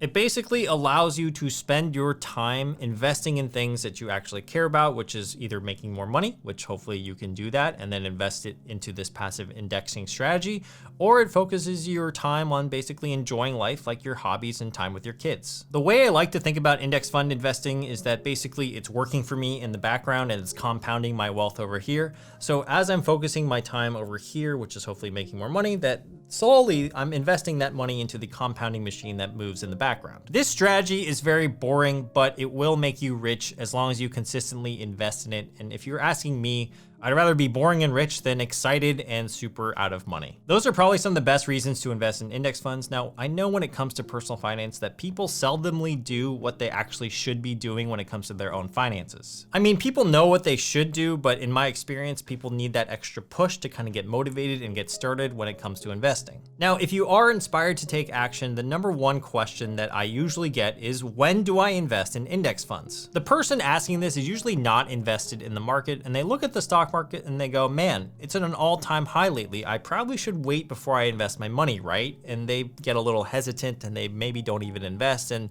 6 months goes by and nothing happens. So to ease those concerns, let's actually take a look at the data, because on this channel, that's what we like to do. We like to take a data-driven approach. So let's look back at the original study from the introduction. Charles Schwab looked at 5 different styles of investing with 5 hypothetical investors. Each person received $2,000 every single year for 20 years straight. The first person had perfect timing. His name was Peter Perfect. He invested $2,000 into the market every year at the lowest closing point, and he continued to time his investments perfectly for 20 straight years. The second person, deemed Ashley Action. That's just a funny name. She's like an action hero, but she takes action. Her name's Ashley. So if your name's Ashley, hopefully you're taking action. She just took her $2,000 and invested it on the first trading day of the year, so that's what she does. The next person, named Matthew Monthly. No, he doesn't have a monthly cycle. He just invested a 1/12 of the $2,000 every single month. This is known as dollar cost averaging in the investing world. The fourth person is the one that I want you guys to pay attention to. Her name is Rosie Rotten, and she has incredibly poor timing, probably also really rotten teeth. But in fact, she invested every single year at the market's ultimate top. And finally, the last person, his name is Larry Linger. He just left his money in cash for 20 straight years. Well, I think the results of this is gonna shock you, so let's look at this bar graph right here. Rosie Rotten, even the person who is the worst at timing, which is the worst possible timing ever, she still made close to 3 times as much as just staying in cash. And that's how much your inaction could be costing you right now. That's the opportunity cost of not investing. What's also really interesting about this study was that perfect timing here was obviously the one that performed the best. He had the perfect timing. I mean, he was a wizard, probably a wizard in the spreadsheets too, and in the normal sheets. But that's besides the point here. Investing immediately, Ashley Action versus dollar cost averaging, which is Matthew Monthly, it was pretty close. We can see that investing immediately edges out dollar cost averaging just by a little bit. But I wanted to include this study for you guys that are feeling a little bit anxious or hesitant to get into the market. The other concern that I get from a lot of people is that they are closing in on retirement, so they might be within, let's say, 15 or 20 years of retirement, and they don't know if index fund investing strategy is good for them anymore. I personally don't think it's ever too late to have some portion of your portfolio in index funds, and if you are, let's say, within 20 years of retirement, it's still a pretty good idea. Looking at the data historically, over any 20-year rolling period, investing in the market tends to return positively. So the blog of Dollars and Data summarizes how returns do every 5, 10, 15, 20, 25, and 30 years in this interactive GIF, and you can see that as more time passes, the negative returns slowly disappear and you see more and more positive returns. That means if you're watching this and you want to retire within 10 years, but you still want to start index fund investing, there will be some scenarios in which you lose some money when investing in index funds. However, as time progresses and the time horizon increases to 20 years, there's not a single scenario where you lose money in 20 years. I'm gonna link this blog article down below for you guys to read after this video, but just know that if you are nearing retirement, that's when you need to really consider and balance whether or not you should be investing in index funds, which might be a high concentration of stocks. The possibility to lose money investing is always going to be there, but as this blog does show, if your time horizon is longer than 20 years, there's basically no scenario in which you would lose money. So that means if you are watching this video and you are on the younger side, it's probably a very good idea to start investing. In early 2020,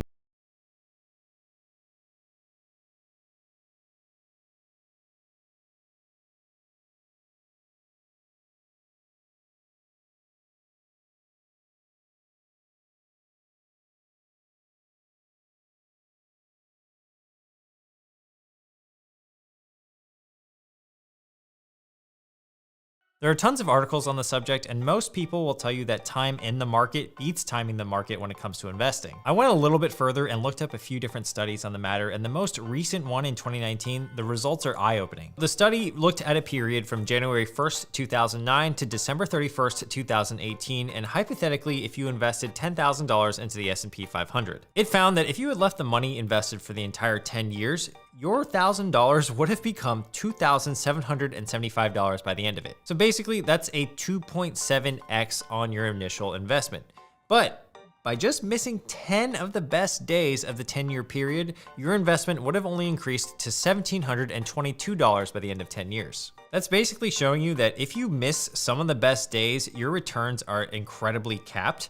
And in this specific case, you would have lost out on $1,000. Now, if you had missed 30 days, this is pretty crazy. Your investment would have only been $918 after investing the initial $1,000. So that means you would have lost money on your investment. So time and again, if you stay invested for the long term and you're able to capture those best days of the market, those are going to be the days that contribute the most to your overall returns in your portfolio. The point of sharing this study is that we as investors should be investing for the long term and not selling off all of our investments when market volatility appears. In today's video, I'm going to share with you guys how to build a bulletproof portfolio for 2023 because a lot of things are changing in 2023 with the rising of interest rates, monetary policy is getting tighter, as well as the fear of a possible recession. The portfolio framework I would like to share with you guys today is one that's more focused on a conservative strategy with a long-term mindset in mind, which means that it's going to help you capture some upside and accumulate your wealth. It's been updated for 2023, and it's important to note that this video is generally tailored to my audience, which is someone between the ages of 18 and 40 years old, and that you have somewhat of a steady salary. If you are older than 40 years old, or maybe even closer to retirement, you might want to assess what your risk tolerance is and see if you can alter this portfolio in any way to better fit your needs. If you are on the older side and you're not too sure how to allocate your portfolio or shift your risk around or even what your needs are, I'm going to leave some links down below in the description description for you guys so that you can check that out after this video, and hopefully that provides you a good methodology moving forward. All right, so moving on into the actual portfolio, one thing I'm prioritizing in 2023 above all else is actually going to be cash. I'm personally looking to start 2023 with at least 30% of my portfolio in cash, and that's actually a big increase from the previous year where I only had a 10% allocation to cash. The reason I want cash more this year than compared to last year is pretty simple. There's a lot of uncertainty in the market, especially with what the Fed is going to do. We know that the Fed is trying to increase rates through the first half of 2023, which means that money is going to be a lot tighter than before. So by having some cash in my portfolio, what I'm able to do is I'm able to sit on that cash and wait for opportunities in the market to arise. I'm also going to sit on that cash until the Fed has made it clear that they're going to stop these interest rate hikes. And as soon as they stop or pause or even signal that there will be no more interest rate hikes or even maybe interest rate cuts, that's when I'm going to start deploying the cash more. Now, I don't have a crystal ball, which means that you could have more cash than me, or you could have a little bit less cash than me. And again, the old adage still applies, which is time in the market beats timing the market. So if you didn't want to have that much cash and you wanted to be deployed in the market for the very, very long term, I see no problem with that either. Now, at the beginning of this video, I did say that this portfolio was going to be rather conservative, and that's the overall investment philosophy of this portfolio, which is to be long-term minded, aggressive in the right spots, but conservative elsewhere. And that's basically why I have this 30% cash position. All right, so now let's get into the fun stuff, which is what the actual portfolio is made up of in terms of investments. The next biggest chunk of my investable assets is going to be in ETFs or exchange traded funds. These are the foundation to my portfolio or any portfolio in my opinion, and they're basically going to plug and chug at an average rate of return of around 7 to 10% every single year. Now, when I say 7 to 10% a year on average, that doesn't mean every single year you're going to get 8%, 8%, 9%, etc. Some years you're going to be up 23%, and other years you might actually be down a little bit of money. The point is that if you stay invested in an ETF over a long period of time, especially one that tracks the S&P 500 market,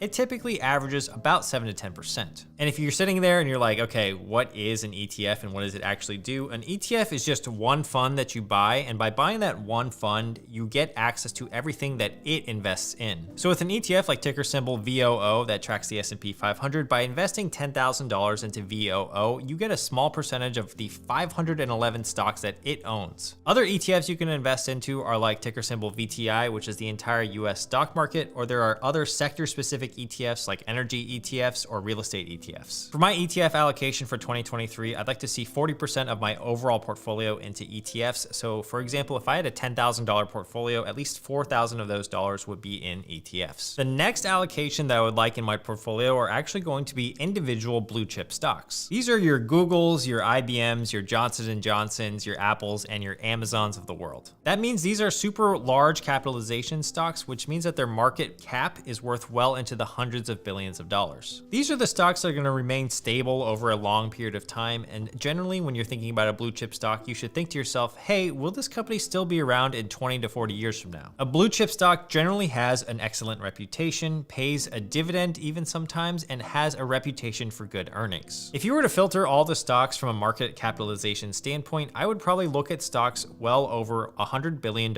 in market cap. So that means no penny stocks and definitely no meme stocks. So for example, AMC Theaters has a market cap of around $4 billion. I am not even touching that with a 10-foot pole. Now compare AMC to a company like American Express. American Express has a market cap of around $114 billion at the time of this recording, which means that Amex is worth at least 28 times more than AMC. To give you guys some examples of some other companies in the $100 billion and up range, those could include AT&T, that's worth around $135 billion, Salesforce worth about $150 billion, UPS at $158 billion, and McDonald's at $200 billion. You get the idea. These are going to be companies that complement your ETFs and also anchor your portfolio and allow you to capture some upside more than just the traditional market. Apple, for example, has been killing it in the past 5 years, up around 240% in the past 5 years, and Home Depot is up 86%, just to give an example. If you are going to pick some blue chip stocks, you want to definitely do your due diligence, so don't just basically blindly pick a blue chip stock like Google or Apple. You want to make sure you look into their balance sheet, make sure it looks healthy. You want to make sure they're earning profits still, and you want to make sure that the management team is solid. If you want to figure out how to do that step by step, I do have a video where I show you how I pick stocks. I'll link that down below and maybe up here. All right, so for this allocation, I'm putting 20% of my overall portfolio into blue chip stocks. So that means if my portfolio was worth $10,000, like in our earlier example, I would have $2,000 of those dollars allocated to buying different types of blue chip stocks. All right, so if you're still with me right now, that means of our total portfolio, we've already gone over 90% of it, which means we're almost done, yes. But that means it's 20% blue chips, 30% cash, and 40% into ETFs. That gives us a total of 90%, but what do we do with that last 10%? This last 10%, in my opinion, is a little bit more flexible depending on your age. So if you're on the younger side, I would actually lean towards growth stocks and more speculative stocks, versus if you're on the older side, I'm probably leaning more towards fixed income, AKA bonds. Now you're probably wondering why only 10% into growth stocks, so let's talk about this scenario first. Well, growth stocks tend to suffer in higher interest rate environments because that means it's gonna cost more to borrow money. Since a lot of growth stocks are unprofitable and they highly leverage debt and borrowing, that means as interest rates go up, the cost to borrow increases. So if a company is cutting back on their growth or is less profitable, that means they're gonna have less in free cash flow, and that's a large reason or large factor on how growth stocks are actually valued, which means the stock price will tend to drop. If you do wanna have some growth stocks in your portfolio, I would probably make sure that 1, you're under the age of 40, number 2, that you get an understanding of what the company is and what exactly it does. The third thing I would look at is their finances and their path to profitability. You want to make sure that they actually have one. And then lastly, last but not least, you want to make sure that they actually have a demand for their product and that their product is actually going to still stick around even through the next recession. In terms of bonds, the 10-year treasury right now is yielding closer to 4%, and you're going to find a lot of more fixed income products closer to this number. So if you are on the older side and you desire some more of that fixed income and more stability in your portfolio, then you can put this 10% allocation into bonds instead of growth stocks. Now, that's not to say if you're younger, you shouldn't try bonds either. If you have more of a conservative risk tolerance, so basically you don't have an appetite for risk like many other young people might have, then perhaps you stick more of your portfolio into bonds. Again, this portfolio is not a one size fits all. It's more just a mere suggestion on what I would do if I was between the ages of 18 and 40 and had a pretty stable salary. All right, so this is just a sample portfolio of $10,000. And as you can see in column B, we have all the ticker symbols right here. You can see in row 13 that we have cash, and of our cash position, we have $3,000 of it in cash, or 30%. Then if we look up at row number 4, that's our ticker symbol VOO. That's the Vanguard 500 S&P 500 Index ETF, and of that, I have 40% of my portfolio invested into that. I have 2 growth stocks invested in this portfolio, Tesla and Shopify. Now, you could argue that Tesla is a pretty big company and is no longer a growth stock. However, it is a very volatile stock, so that's kind of why I still categorize it as kind of growthy. Now, in terms of my blue chip stocks, I only chose 6. You can definitely have more blue chip stocks, but I have a wide range of sectors. So I have financials with JP Morgan Chase. I have tech with Apple. I have some consumer with McDonald's and Home Depot, and then some more financial companies like Bank of America and American Express. I probably could have chosen some other blue chip stocks, perhaps in energy like Exxon. That would be one that I could add in there if I wanted to, but for this sake of this example, I just have these 6. You can see in this table right here that the exact allocations I have are pretty close. I know that the blue chip stocks, the value should be actually be 2,000, so it's off by $1 or $2, and that has to do with the Google Sheet itself, but feel free to take a screenshot right here. I'm also gonna share this portfolio link in the description below so that you can copy it or even just use it for your reference. Basically, when you're creating your portfolio, you want to write down everything that you want to buy before you buy it or before you allocate into it. So having a sheet like this is pretty helpful. All right, make sure to subscribe if you found this video helpful, and I'll see you guys in the next one. Peace.